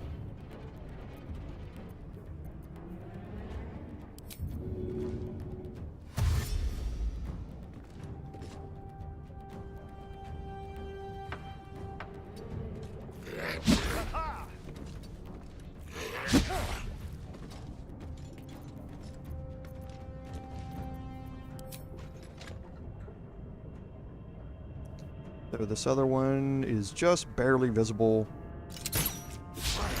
Oh. Didn't need that. The critical misses just prolong things, is what they do. Okay, now, Thisobald has 2 different ways to go here. He can either move down this ramp and toward me, or he can move around the top. So you need to be careful what you're doing with your movement here. I'm just going to move down here to the bottom of this ramp and see where he chooses to go.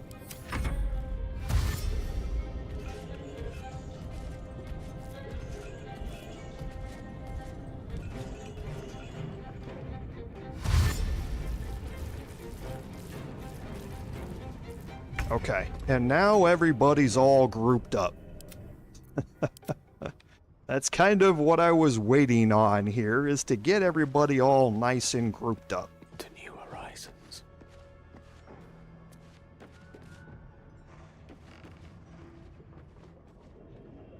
Okay, because these guys here, they are immune to necrotic and poison, are not immune to fire.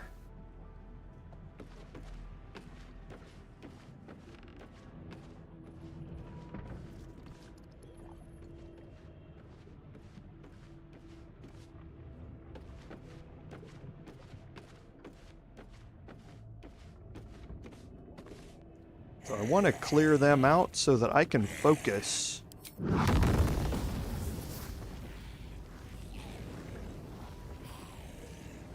on Thisobald.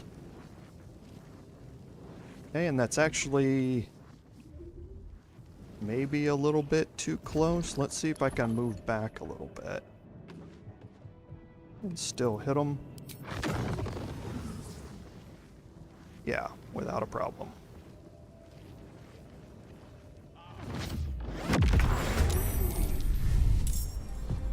Okay.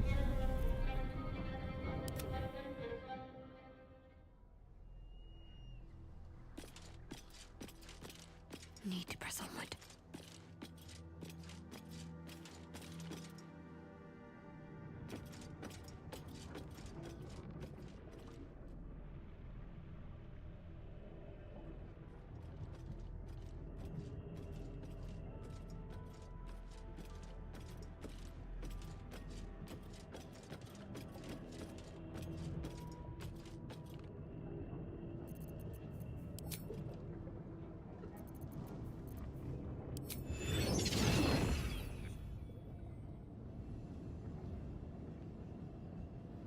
Focus. Strike true.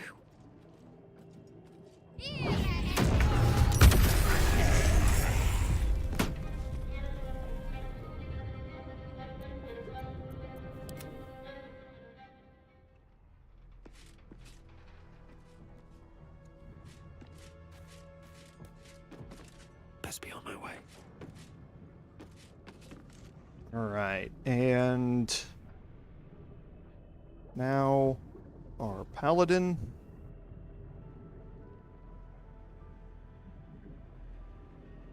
We have 3 left, all sitting at 1 hit point.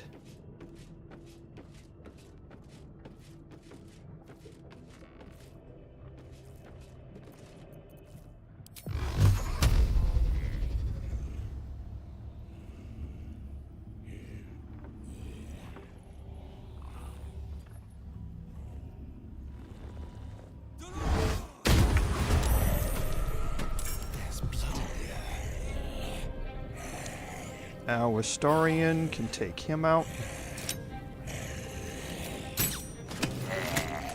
Alright. And now it becomes a question of how do we start dealing with Thisobald? Now we've dealt a good amount of damage to him, just without doing any physical damage. And you certainly can continue to do that. My Bard soloed Thisobald by just running around with dash and causing elemental damage with ranged attacks.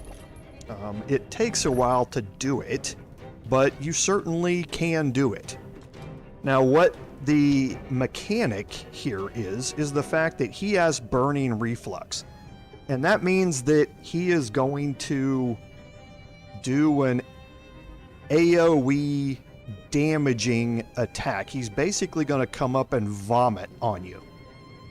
And that vomit is going to be fire-based. And that's why I took a potion of fire resistance, is to be able to have the damage from that, because he can multi-attack, so he can deal a lot of damage when he does this.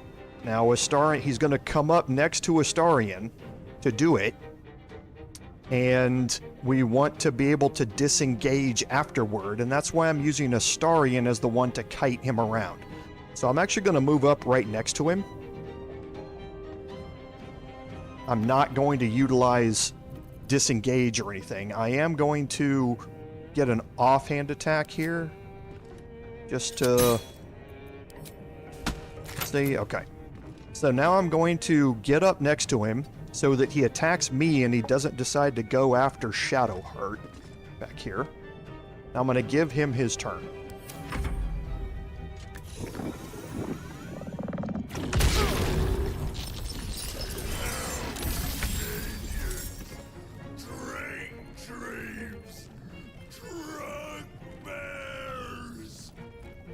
Okay, so you can see what happened is he did a fire regurgitation on me.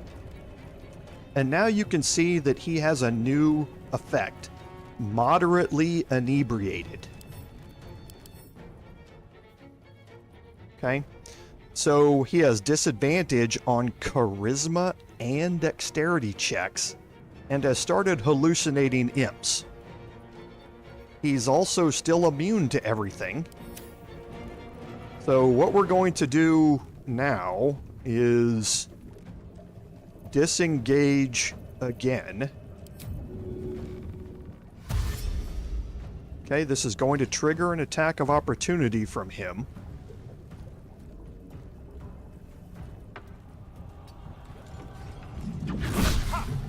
Okay, he missed. Going to... Oh, jeez, Astarion. You're killing me, Smalls.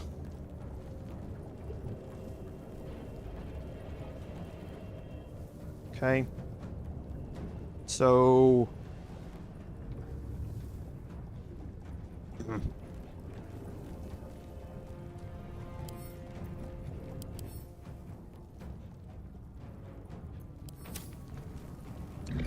Okay, let's hold his turn and go to Gale first.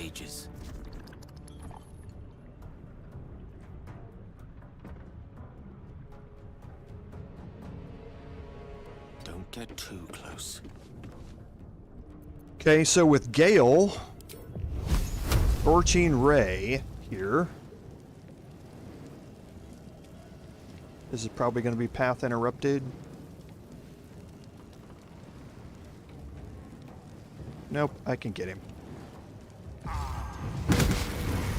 Oh, and I missed him twice with 75%ers.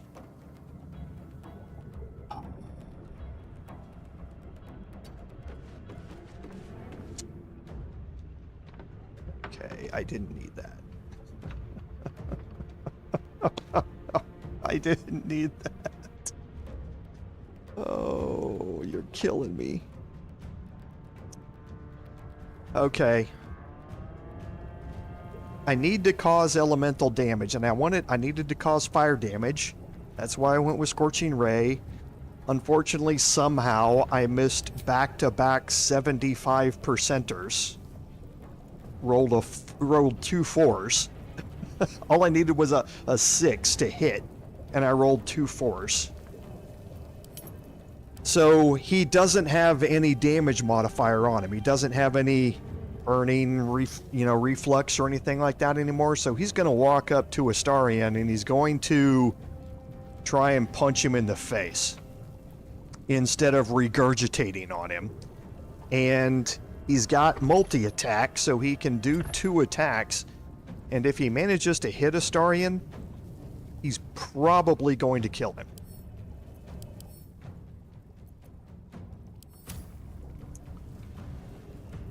But I guess I could, because Shadowheart has a higher armor class by 1.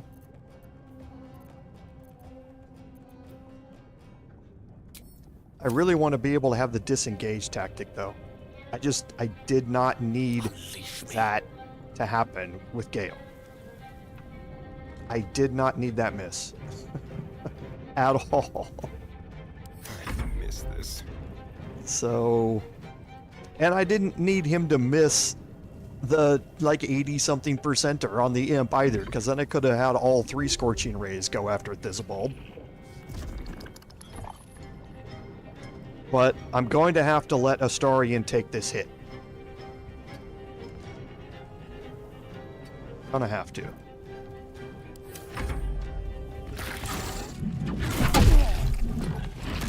Okay, so he missed once. All right.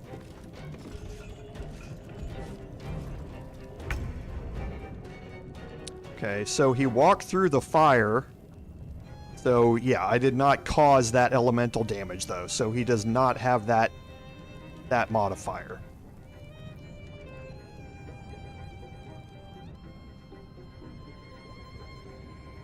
So what I need to do is get her in a spot where she can see him.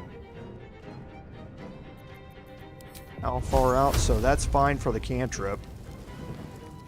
64% chance to hit. Down with you. Okay. So now I caused the elemental damage. So now he's got burning reflux again, which means on his next turn, he's going to regurgitate on Astarion again.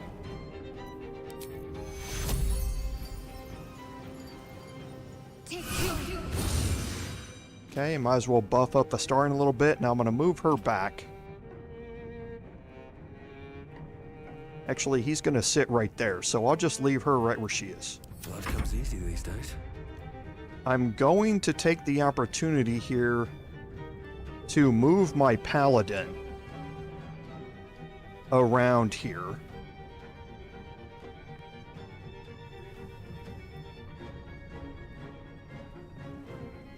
He's got fire resistance as well, so I think I will just dash straight this way. Because I definitely want to get there. So, well, I might be able to jump to gain the additional distance.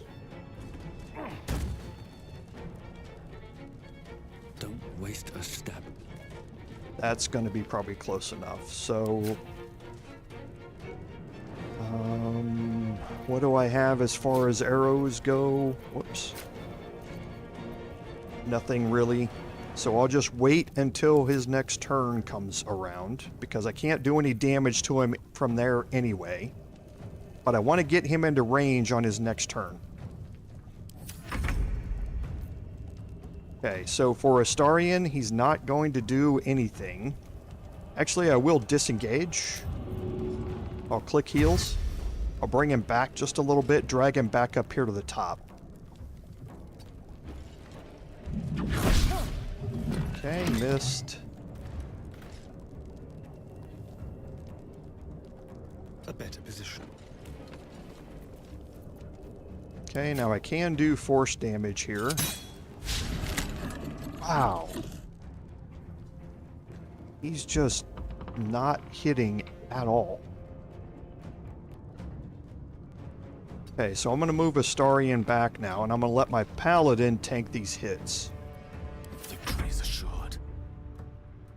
For Gale, I'm not going to have him do anything this turn. Well, I can let him use his magic missile here.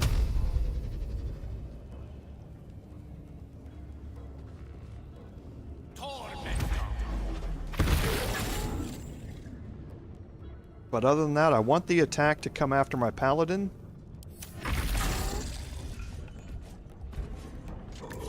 There's the regurgitation.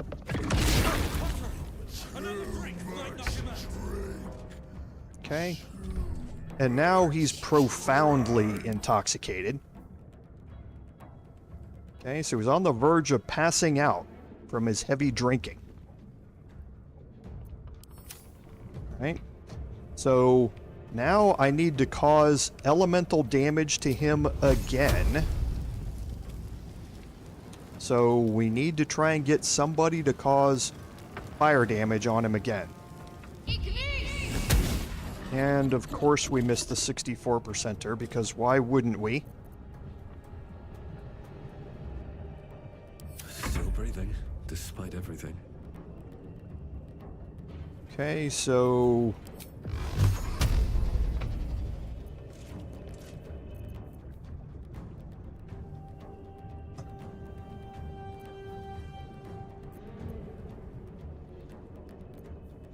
Okay.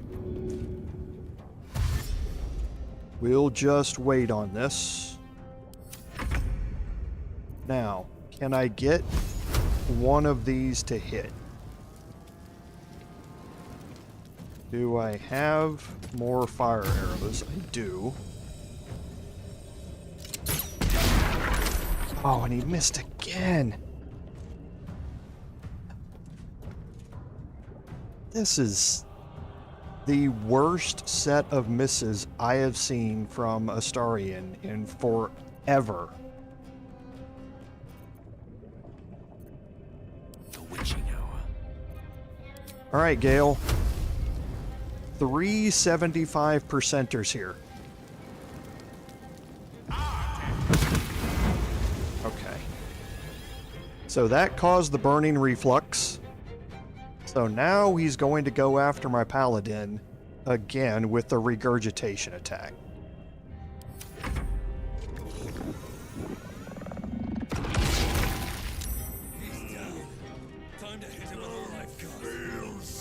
Okay. So now he's blacked out. He's blackout drunk. So he has a -5 penalty to his armor class. He is vulnerable. So he's going to take double damage from slashing, piercing, bludgeoning, and thunder damage. He's also going to take double damage from radiant and from force. So now is the time to load up on everything that you have on him.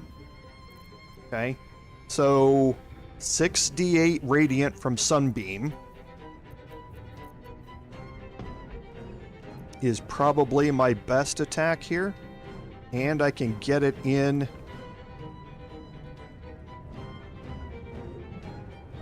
because he's vulnerable to radiant damage.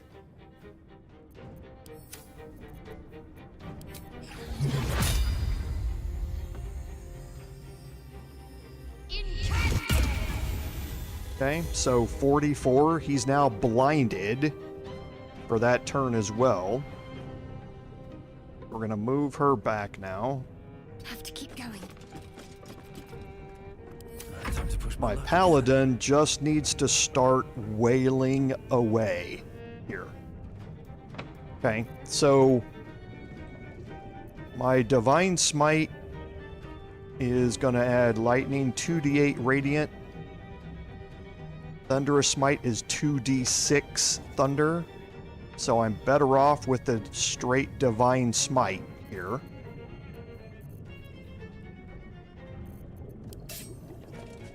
So let's get an attack here. Let's throw on the Divine Smite. He's at 100 hit points right now. Okay, so that was 44 by itself. 25. And again.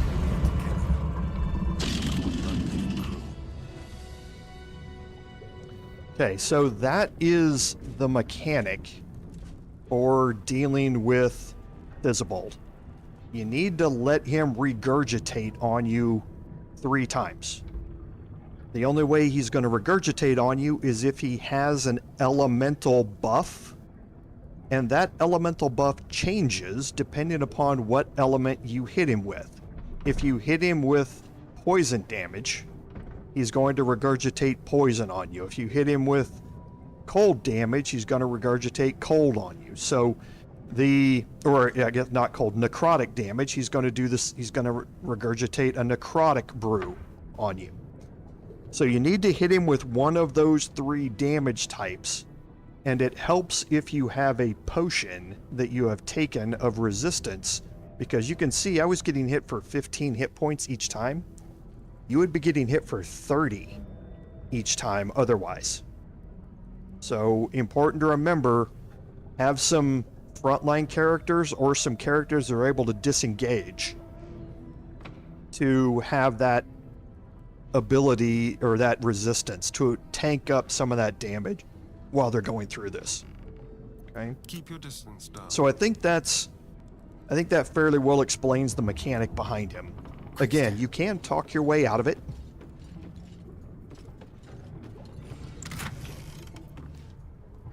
No one stopped me yet. So if you want to get him to kill himself, you can do the sleight of hand check and then pass a performance check. And after that, don't touch me. You will have to actually pass 2 performance checks with increasing difficulty. But for a bard that has even a modicum of planning around your performance skill, it shouldn't be a problem. Okay, so here we obviously are going to have some camp supplies. Okay, and we have the Worn Key. We're going to let the rest of this get picked up by our Paladin here. Despite everything, what's inside?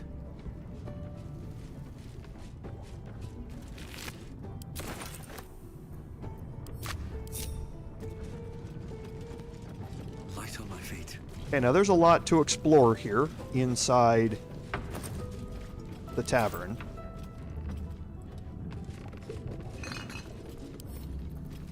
So we'll take a few minutes and just start looking around here. Because remember, you can see from the quest marker, we still also have to find a journal, right?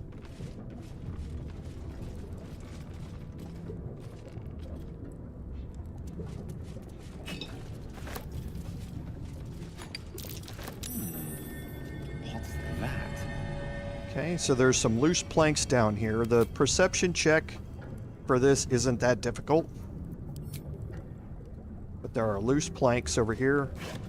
You can search, and there's Madeline's ledger.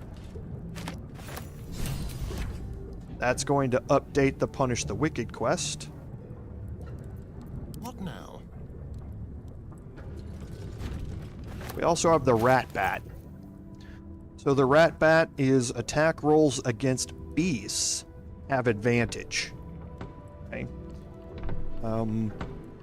Not extraordinarily useful right at this second. There is a situation where it does become quite useful, but at the end of the day, there's much better ways to deal with it, so it's not really all that useful.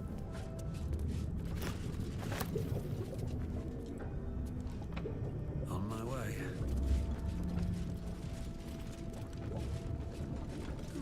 I'll take that.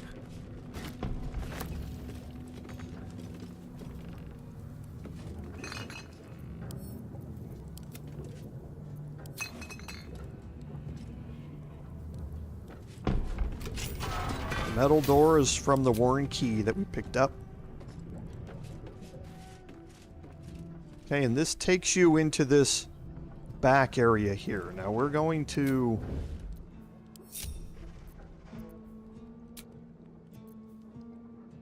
Enough sitting around. Let's go hurt someone. You need to take the short rest anyway.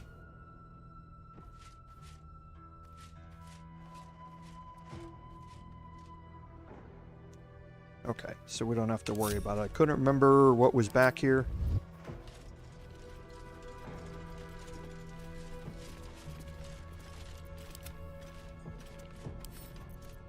With pleasure.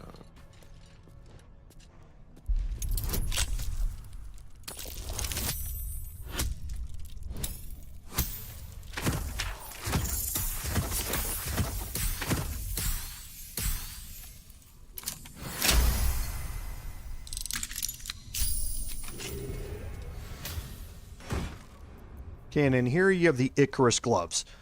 So when the wearer deals acid damage, they also inflict nauseous fumes. Nauseous fumes is the next in the line of the conditions that are afflicted by certain pieces of armor. This one, hostile creatures in a radius of 3 meters take 1d4 acid damage. So you have to be able to deal acid damage first to be able to do it. But if you do, then everybody in 3 meters is going to take an additional set of acid damage with it. Not all that useful in my mind, but I can think of a couple of synergies that work fairly well with it. It's just more specialized type of builds that I wouldn't normally be focused on.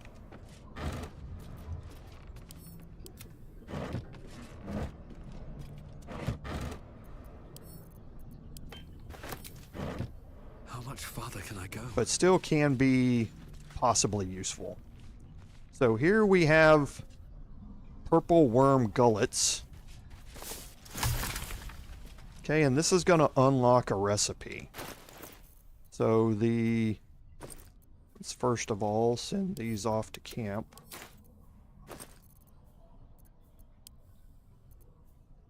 So the purple worm gullets are for purple worm toxins, and we've seen those before.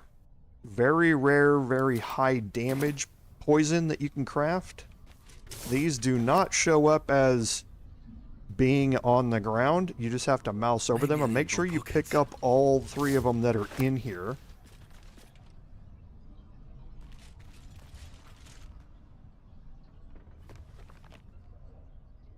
Research notes. They describe a powerful venom extracted from a rare purple worm. Distiller Thisobald Thorm sought to create a fatal poison using the worm's gullet. He procured several parts of a worm gullet, but rinsed one in error. The poison he brewed was noxious, but not fatal. Thisobald devoted months to formulating a deadly poison with the remaining ingredients, without success. After exhaustive experimentation, he was able to make a near-deadly extract from the glands. But to complete his poison, Thisobald required one last ingredient, the petals of a corpse rose. The book's index reveals corpse roses may grow near tombs, mausoleums, and particularly redolent cadavers. Thisobald enlisted a courier from Baldur's Gate to obtain corpse rose petals and other ingredients and deliver them to a covert location. Unfortunately, a deep purple stain darkens the final page, obscuring the parcel's destination. Okay, so there's an investigation check here. We don't want to do that with our Paladin. We will leave and we will let Gale. Research. He procured Thisobald after the petal. The book Thisobald. Unfortunately, a deep purple stain. Okay, who has intelligence and investigation proficiency. Obscuring the parcel's destination. Deal with this. We're going to add in guidance. Oof. Low rolls. Your mind separates the black from the blue, revealing the stash's location. You mark your map as a reminder. With the corpse rose petals the package contains, you might create Thisobald's purple worm poison.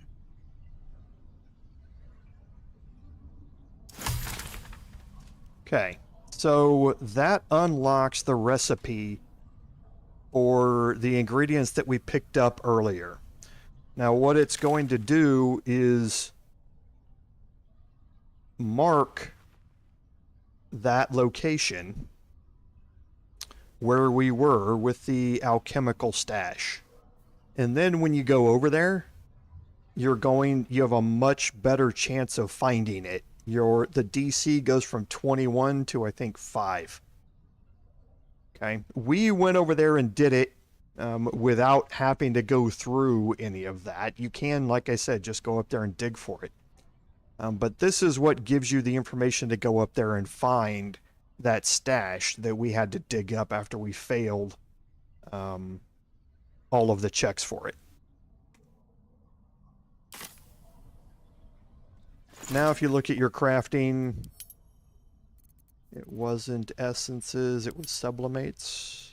No. Yeah, corpse.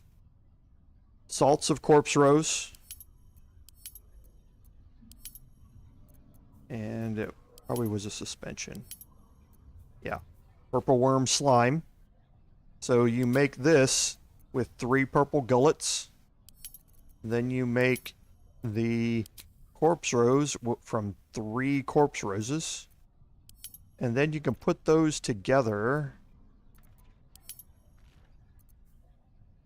And you can make the Thisobald's brewed up belly glummer. Okay. And it is something that you point your weapons with, coat your weapons with, I mean. It's just like the wyvern toxin was. It does a lot of particular damage. So we'll go over and pick up all of these poisons that are just laying around here.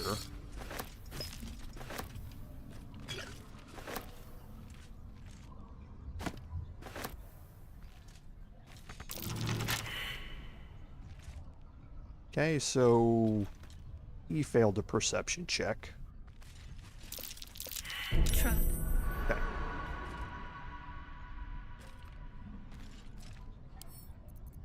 Oh, for a skeleton key. Skeleton key would be nice.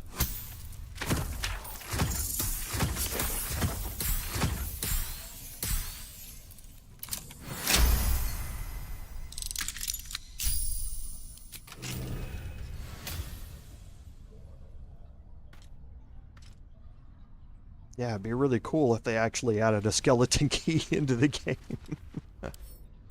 So we'll disarm this.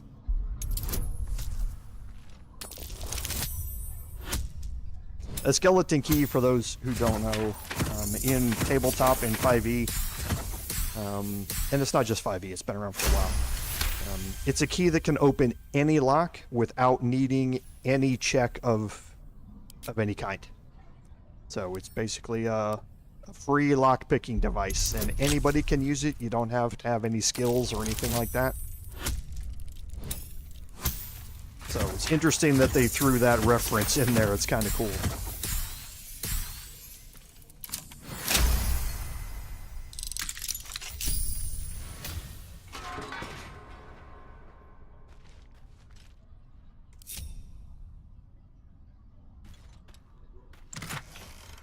Okay, so some more crafting ingredients. And some more crafting ingredients. So we will let... Watch the shadows. Our Paladin pick those up. Open up.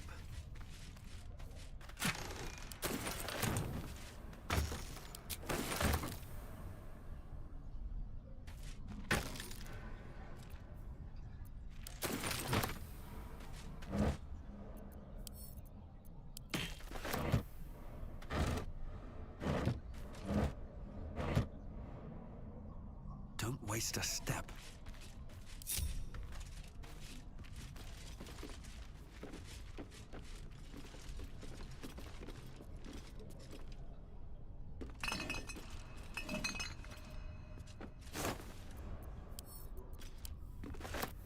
Don't think there's a whole lot in here that we're going to want or need to pick up.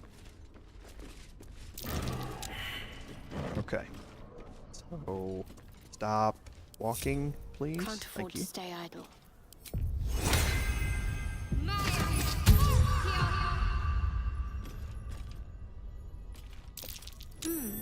What's that?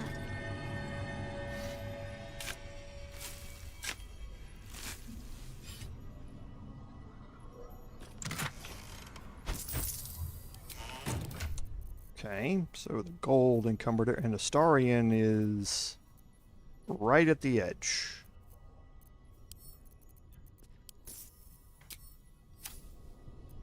What to do?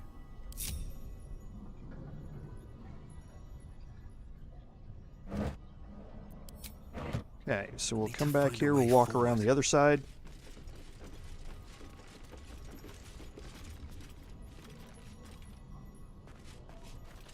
It's still in there. Did I just unlock it and not open it? Nice.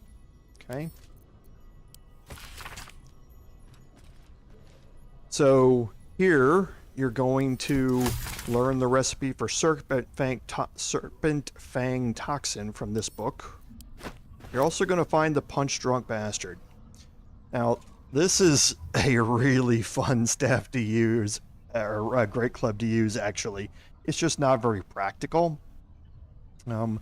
When you are drunk, you have advantage on attack rolls. You also create a blast with each attack, dealing 1d4 thunder damage for 3 meters in a radius around you. One, it's hilarious. Two, there is an achievement for killing enemies while you are drunk. This is the weapon that you go do that with. Is because it gives you advantage on all your attack rolls against him. Drunk, you're going to have disadvantage on your dexterity and charisma checks, but it's not going to affect your attack rolls. This is just going to give you advantage on all the attack rolls and make it easier to kill those enemies. And then you create a blast with each attack, dealing 1d4 thunder damage, so it just helps you kill them quicker. So if you're going for that achievement, make sure you pick this up. And there is a certain location where it becomes quite easy to get that achievement utilizing this great club. And hopefully I remember to come back and set that up during this playthrough.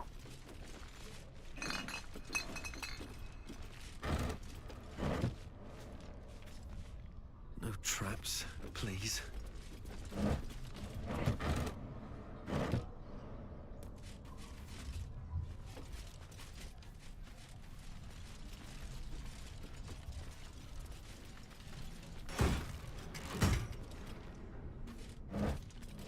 And all these I searched. Okay, so now we can make our way back out and continue going through the rest of the room here.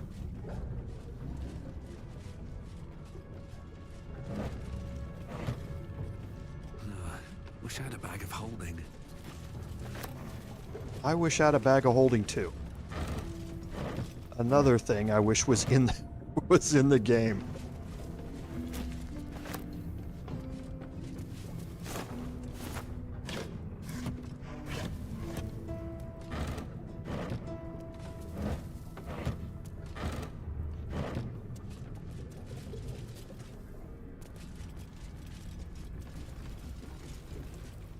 Okay, this back way out here just leads you. Another key here that gets you into the door upstairs that we've already been through, that we lockpicked our way into.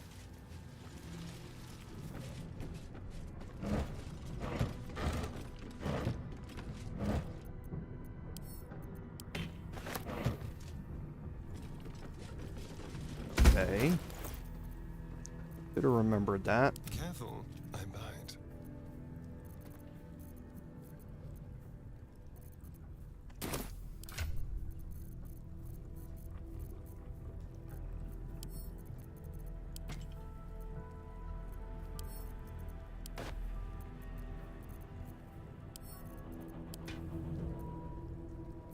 Hey, that's about it, Gale.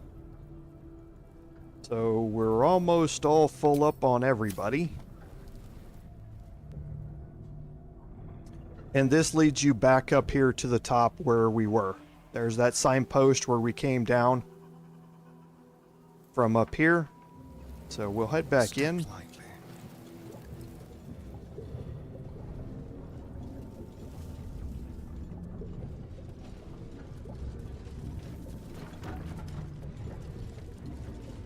It's mine now.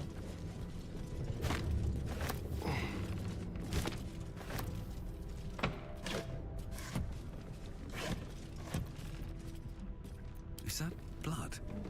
No, never mind.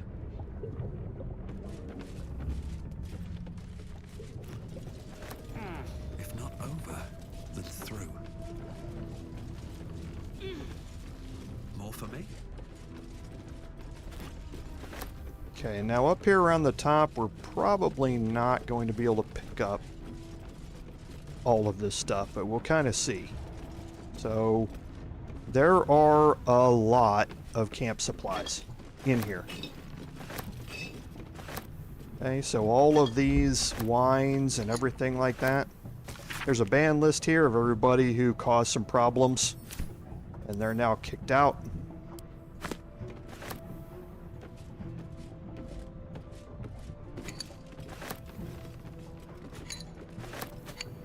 And all of these things are able to get you drunk, to help you with that achievement. And I'm just going to pick all these things up. I'll send them all to my camp as we go, because you can see them everywhere. There's mugs of beer and wines and everything stashed all over this place. This is a place that you do not want to neglect, especially if you were in an honor mode playthrough, where all of your long rests cost 80 supplies, not 40. It's definitely a place that you want to come through and clear everything out.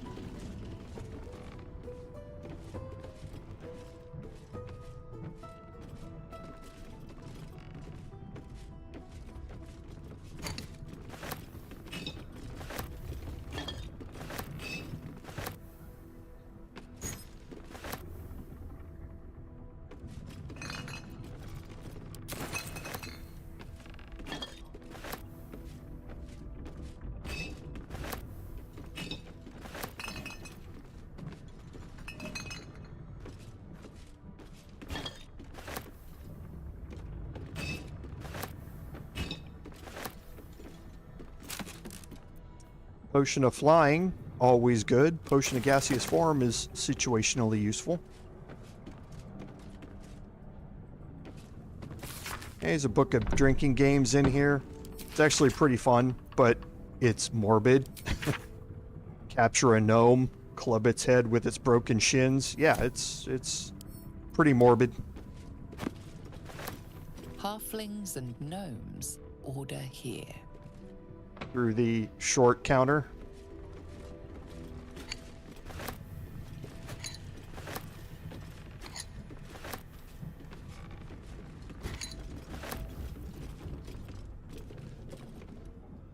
Okay, so a few more.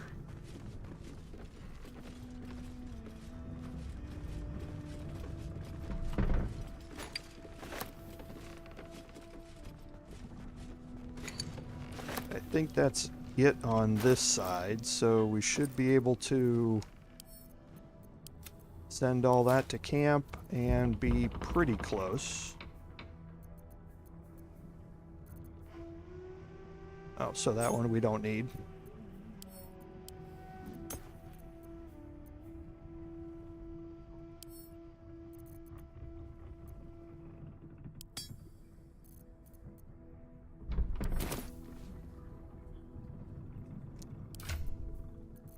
Okay, so I'm just a tiny bit short, so we'll send this one to Astarion and that should be good. Yeah. Okay, so we can head over here to the other side. And do the same thing over here.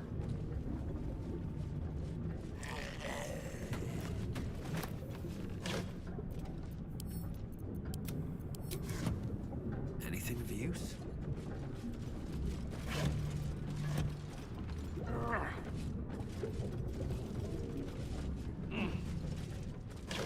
Wow, you went all the way back in there to turn around and search that.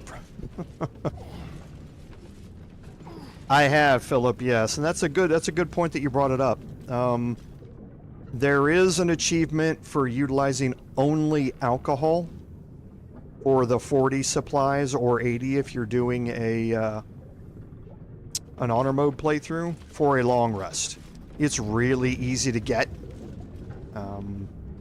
and it doesn't have any adverse effects or anything like that, so... So now we've cleared out the Waning Moon, we've cleared out the west side of it here. We're going to head out the south here and kind of work our way around the back of this. And that's because we don't have enough time to go through the mechanic for the toll house. So I'm going to spend some time working my way around the outside of Moonrise Towers here.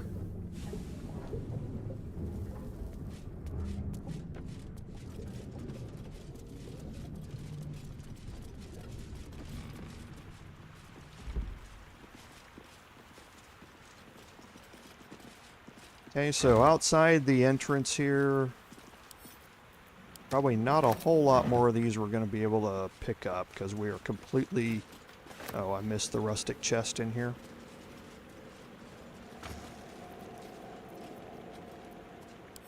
So more camp supplies. Potion of Angelic Slumber is really good. On potions and elixirs, and gold, and a potion of invisibility.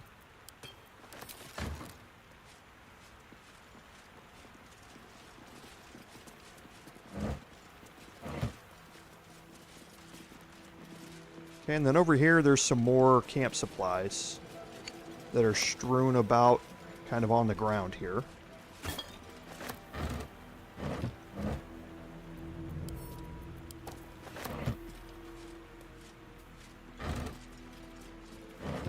Okay, and if I open that up and send those off, I should be good. I'm not. What else did I pick up?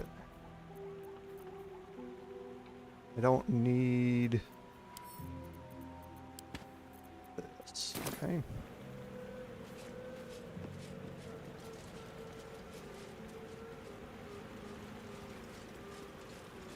Oh, there's another chest in here I forgot.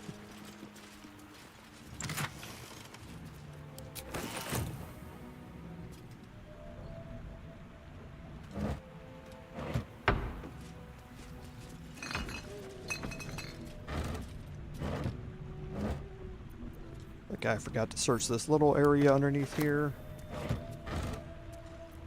Okay. Now we're going to head out, and we're going to head east and then south a little bit. And like I say, start exploring around, opening up the map on the outside of Moonrise Towers here. Because there are a few things to find. We came in this way, if you remember. Came up here and walked up this ramp and took a right to get into Moonrise Towers. No one stopped me yet.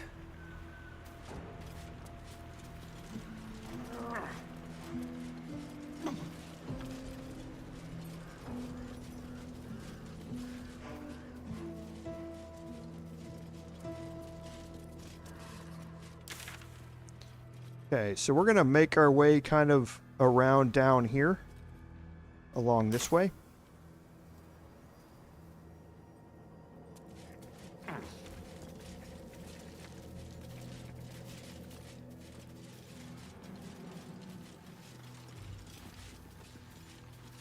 And I guess... Someone there? Over there. Let's see here. Okay. So yeah, we don't want to go in there. That's the toll house. I've got a long road ahead. But you can see that we saw some stuff in there. The Visage of Regret and things like that. Hey, Nicholas. Welcome to the stream. Thanks for being here. Okay, and this is kind of why we're going to go exploring a little bit around here, is because there are some things kind of hidden out around here. Nothing extraordinarily special from what I can remember. It has been a while since I've been through all of this, though.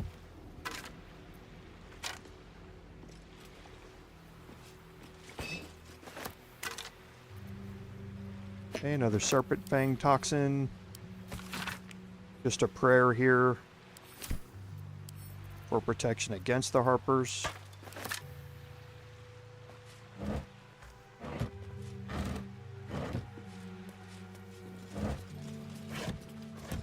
Let's have a look.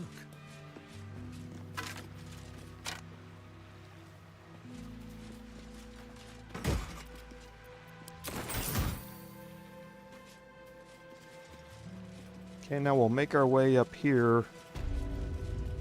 We get to this little section. Now you can jump across here, not a problem.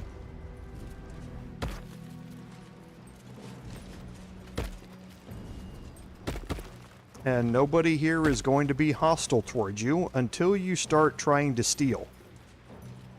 Okay? So we do have some patrolling zealots and things like that that are around here. And we're going to deal with them. We're going to kind of clear out the outside of this area here.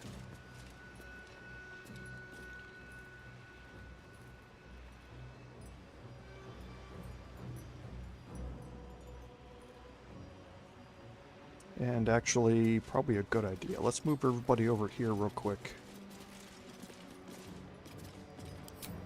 I don't know if they'll pass that. They won't. What path lies before me?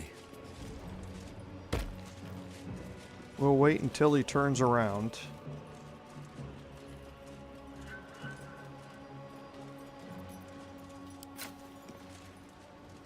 You were witnessed assaulting someone. You're headed for the cells. Okay, now you can see I do have some people back here in the background. And this is why you start this down here, so that they can all make their way towards you. And you can again do your standard methodology here for survival is all that matters. A rough tempest I will raise. for your attack. So we're gonna move Gale over here. Outflank, outsmart. We're gonna cast Darkness kind of right here.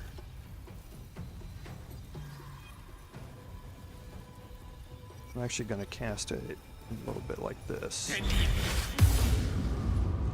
Okay, can I get into it? I can. Good.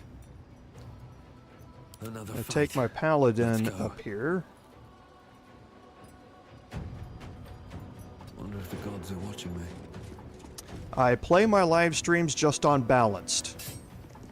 I'm not trying to kill myself or prove a point on the live stream. It's more about teaching what the mechanics are and showing areas that people might not have seen and that sort of stuff. That hurt.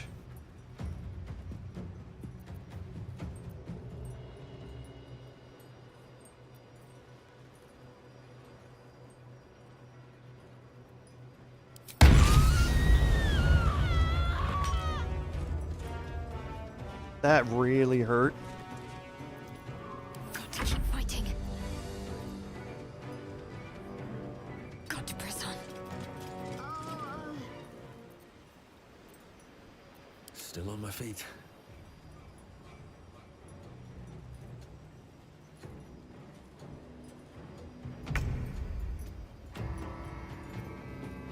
Okay, so they're over here dashing toward me,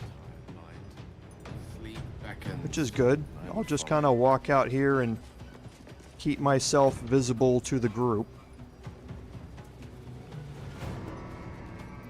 Where is the adept at? Over there. Okay, so they got a ways to get to me.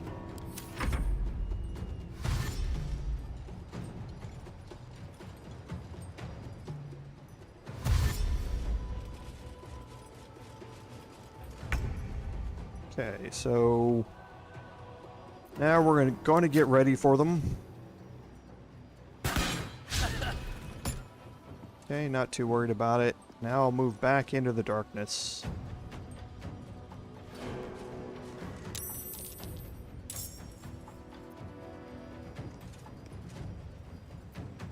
Well, hello. Starian, I'm actually going to put in hiding out here.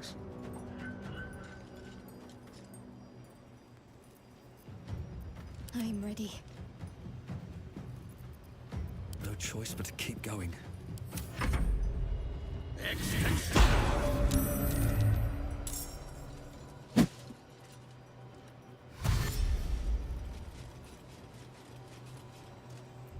Okay, so he's just outside of the darkness. Well, so much It for looks peace. like. Yep, just outside of it. So I'm going to move back in here a little bit.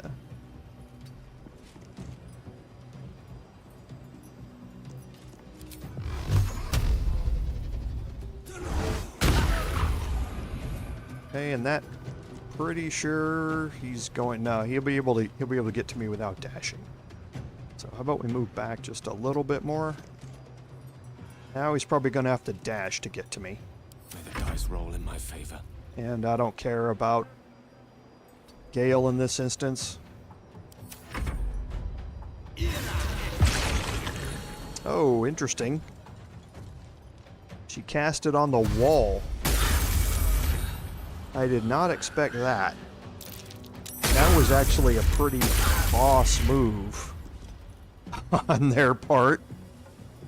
They cast it up here, and I'm gonna have to get Shadowheart out of here because she's not in turn-based mode. I don't fancy their chances. So yeah, you can see it got cast like up here on a point somewhere up here where they could land it, because you can't cast that inside the darkness.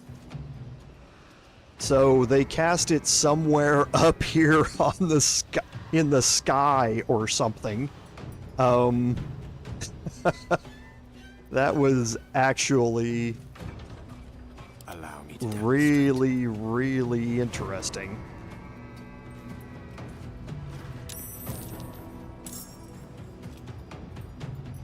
Like I say, was not expecting that. Nothing important is ever easy.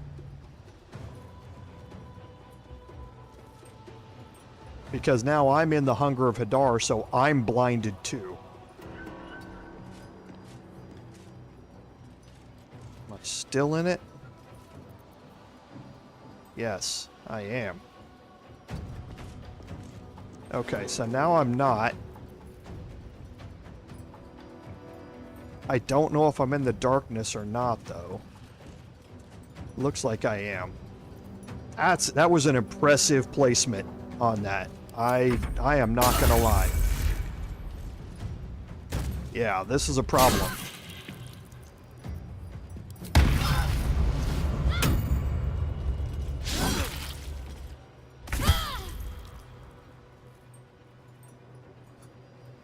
Wow, that was actually really good. Yeah, see? You can see it's up in the air. Up in the sky. Impressive.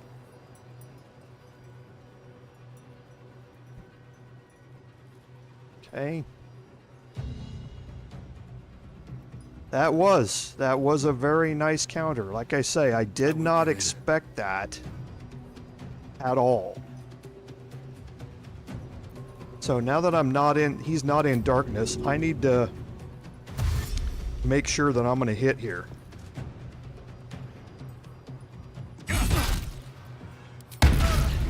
And I need to get rid of him now. Okay. So now I'm interested to know what the Adept is going to do here.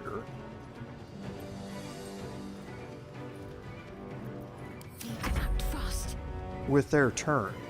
I'm gonna move Shadowheart back out of the way. Same with Gale. Good move.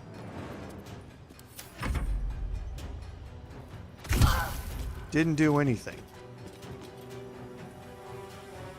Okay.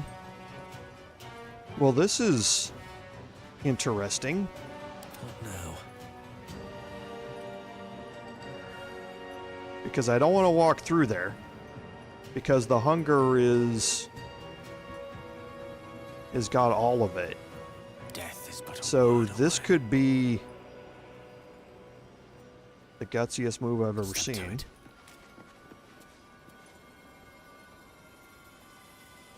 What should I do? I can't even catch my breath.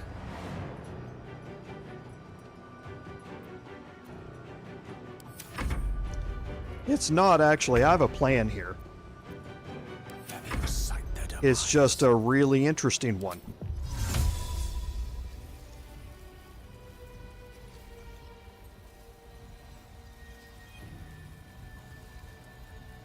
Okay, so I can't Misty Step past any of that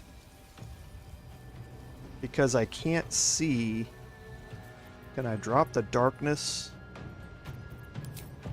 Okay, now I'm able to do it.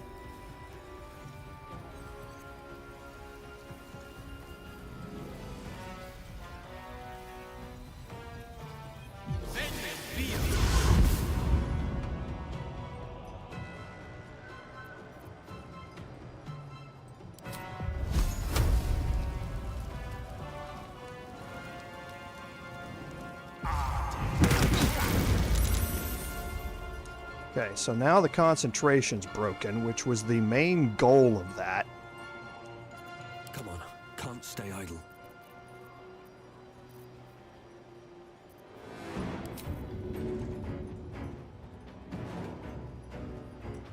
No, actually, can I get Eldritch Blast up there? I can. Very well.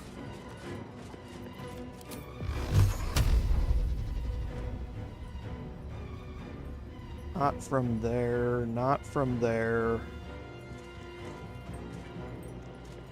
So I probably should have dashed. Because I'm not going to be able to see past this, I don't think.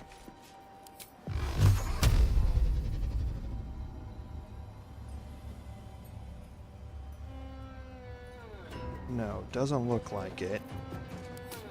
We do have other options here.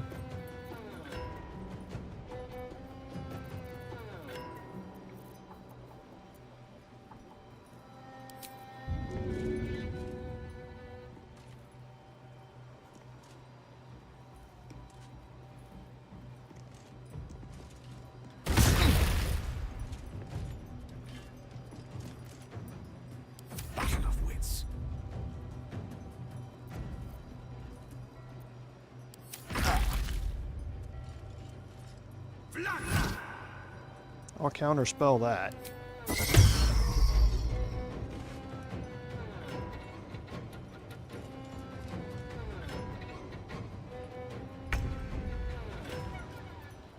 Okay, she's not going to be able to get anywhere in time for this. I'm going to use up most of my action economy on this simply because of the fairly impressive countering done. So let's see where I can and can't move with the story in here with the detection codes.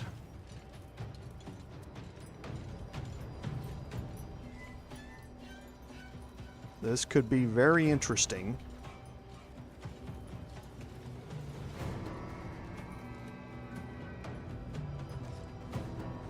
If I can jump up here. Oh boy, maybe I can do this. Okay.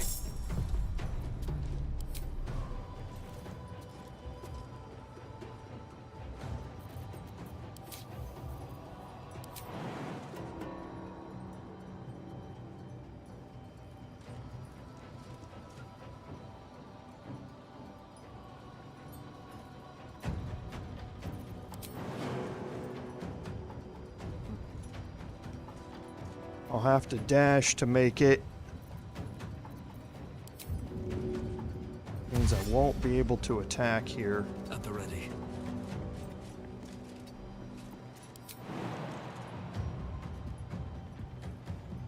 Okay, so I can't land anywhere with the Starian being there.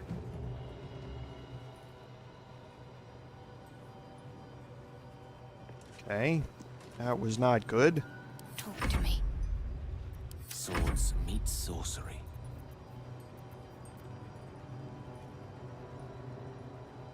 Okay, my action economy is down to nothing again. That might be enough.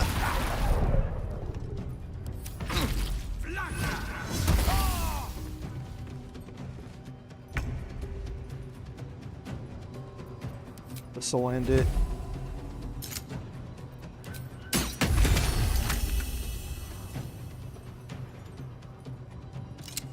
Oh, forgot Death Ward. I was like, why is the Guardian of Faith still up? Because of Death Ward. Oh. Starian. How many 65, 66, 67%ers are you going to miss in one playthrough? No gloom, all doom.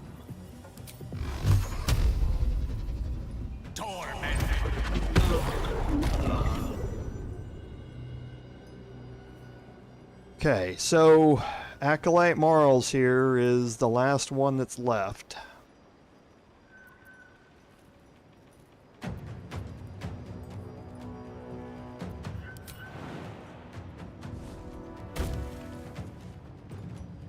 It shall be done. Sometimes the only way out is through.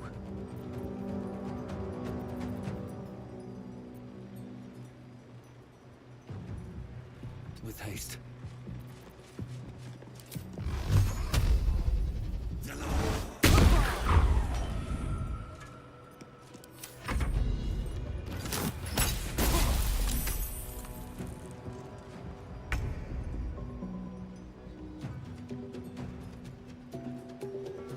On the way.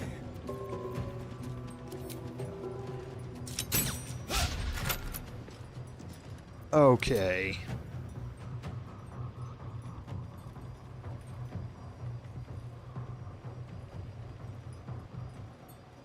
He needed to roll a 3 to hit. This is ridiculous, Astarian. This is absolutely... Sure, why not? Sure, why not? We're gonna have to take a long rest anyway, so...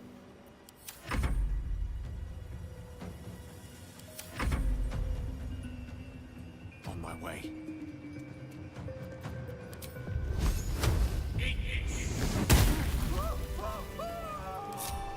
Wow.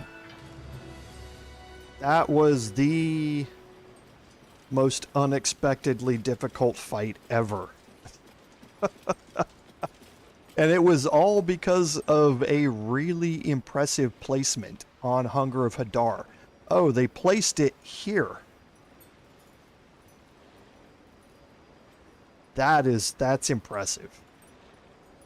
That must have been outside of the globe of darkness, so they were able to place it there, but still had a big enough radius to be able to hit me while I was on the ground underneath it. That was impressive. It really was. So, like I say, props. Props to them for that. So, yeah. Out of short rest, gonna have to take a long rest without a doubt here. So let's spend the last couple of minutes. We can't even do that because we have no carrying capacity left at all. So what we will do...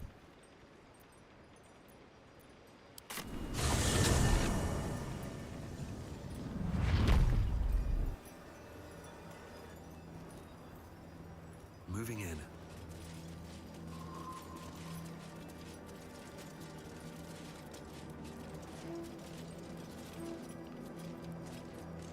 And these guys should not be hostile. They are not. Yes. So I'm going to go back in here and I'm going to sell off all of this stuff.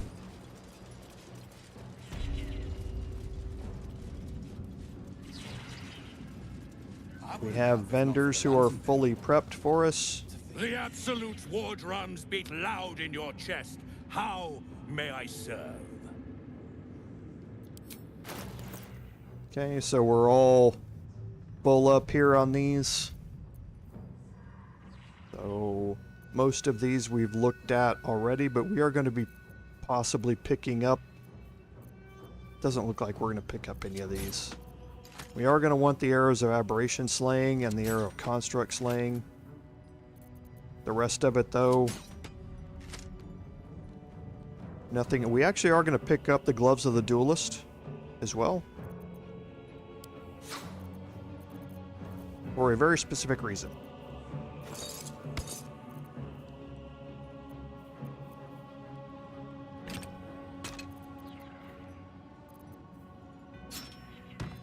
And we're keeping the Soulbreaker Greatsword on us, again, for a very specific reason. One that we're going to see next week.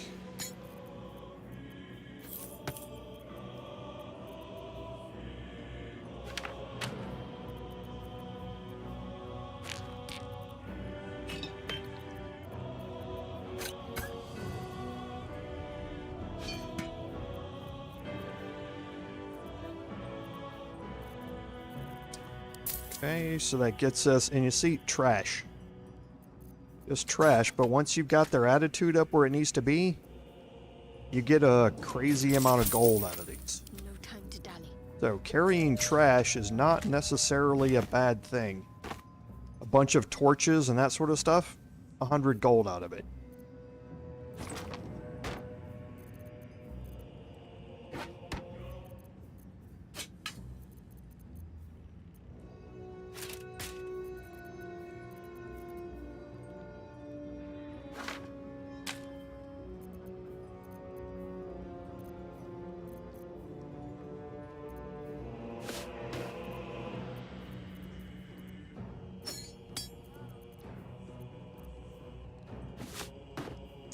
Okay, so I think we don't need Broken Promises, or Lost Time, or Insanity's Kiss, or those Themes tools.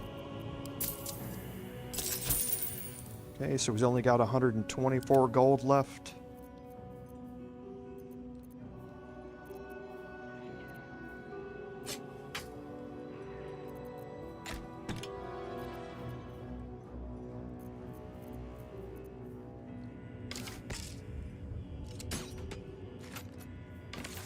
Not enough. Let's look at some of the rusty stuff.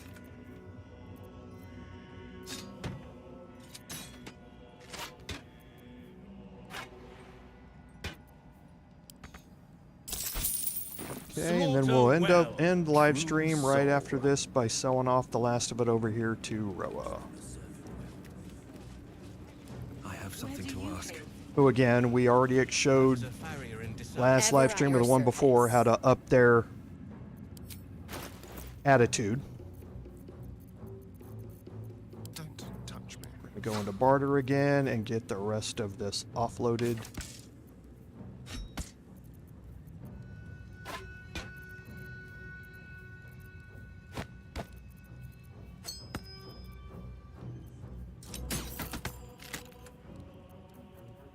Okay, everything down through here.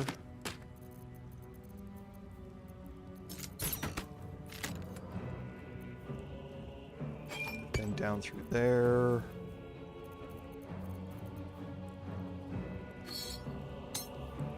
Through there, and that's way too much. She can't even buy all of that.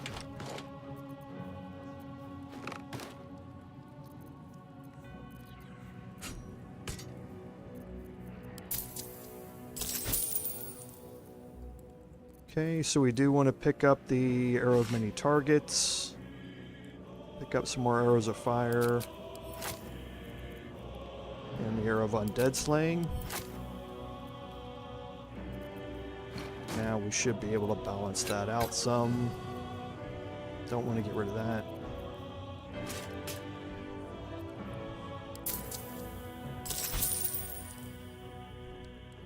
Okay. And that gets us about where we need to be. So we'll come back. I'll come back and finish that off stream. But some big changes are going to come up next week. While we're off stream, I am going to do the respecs of my characters here. So we'll relook at my at Shadowheart here and get her set up as a Tempest Cleric. And then we're going to, we already have Astarion spec'd out how we want. He's the Assassin Gloomstalker, so that he's already on the track we need him to be. However, Gale is not. We do have a special plan for Gale. He's going to be lightning based, and we are going to explore that at the beginning of next week's live stream as well. So we will take our leave from the game at this point. So remember, next week, Wednesday, we have the Starfield stream, and then back here at these same times in the morning and at this time again for the Bard and the Paladin playthroughs. And again, thank you all for being here. I hope I didn't miss anybody's names. While we're here, Mike, oh no, I talked to Mike earlier, but Mike, welcome if I missed your name while you showed up. But everybody, thank you all for being here. Without your support, none of this would be possible. This is Commander Jerval saying, until next time, fare thee well.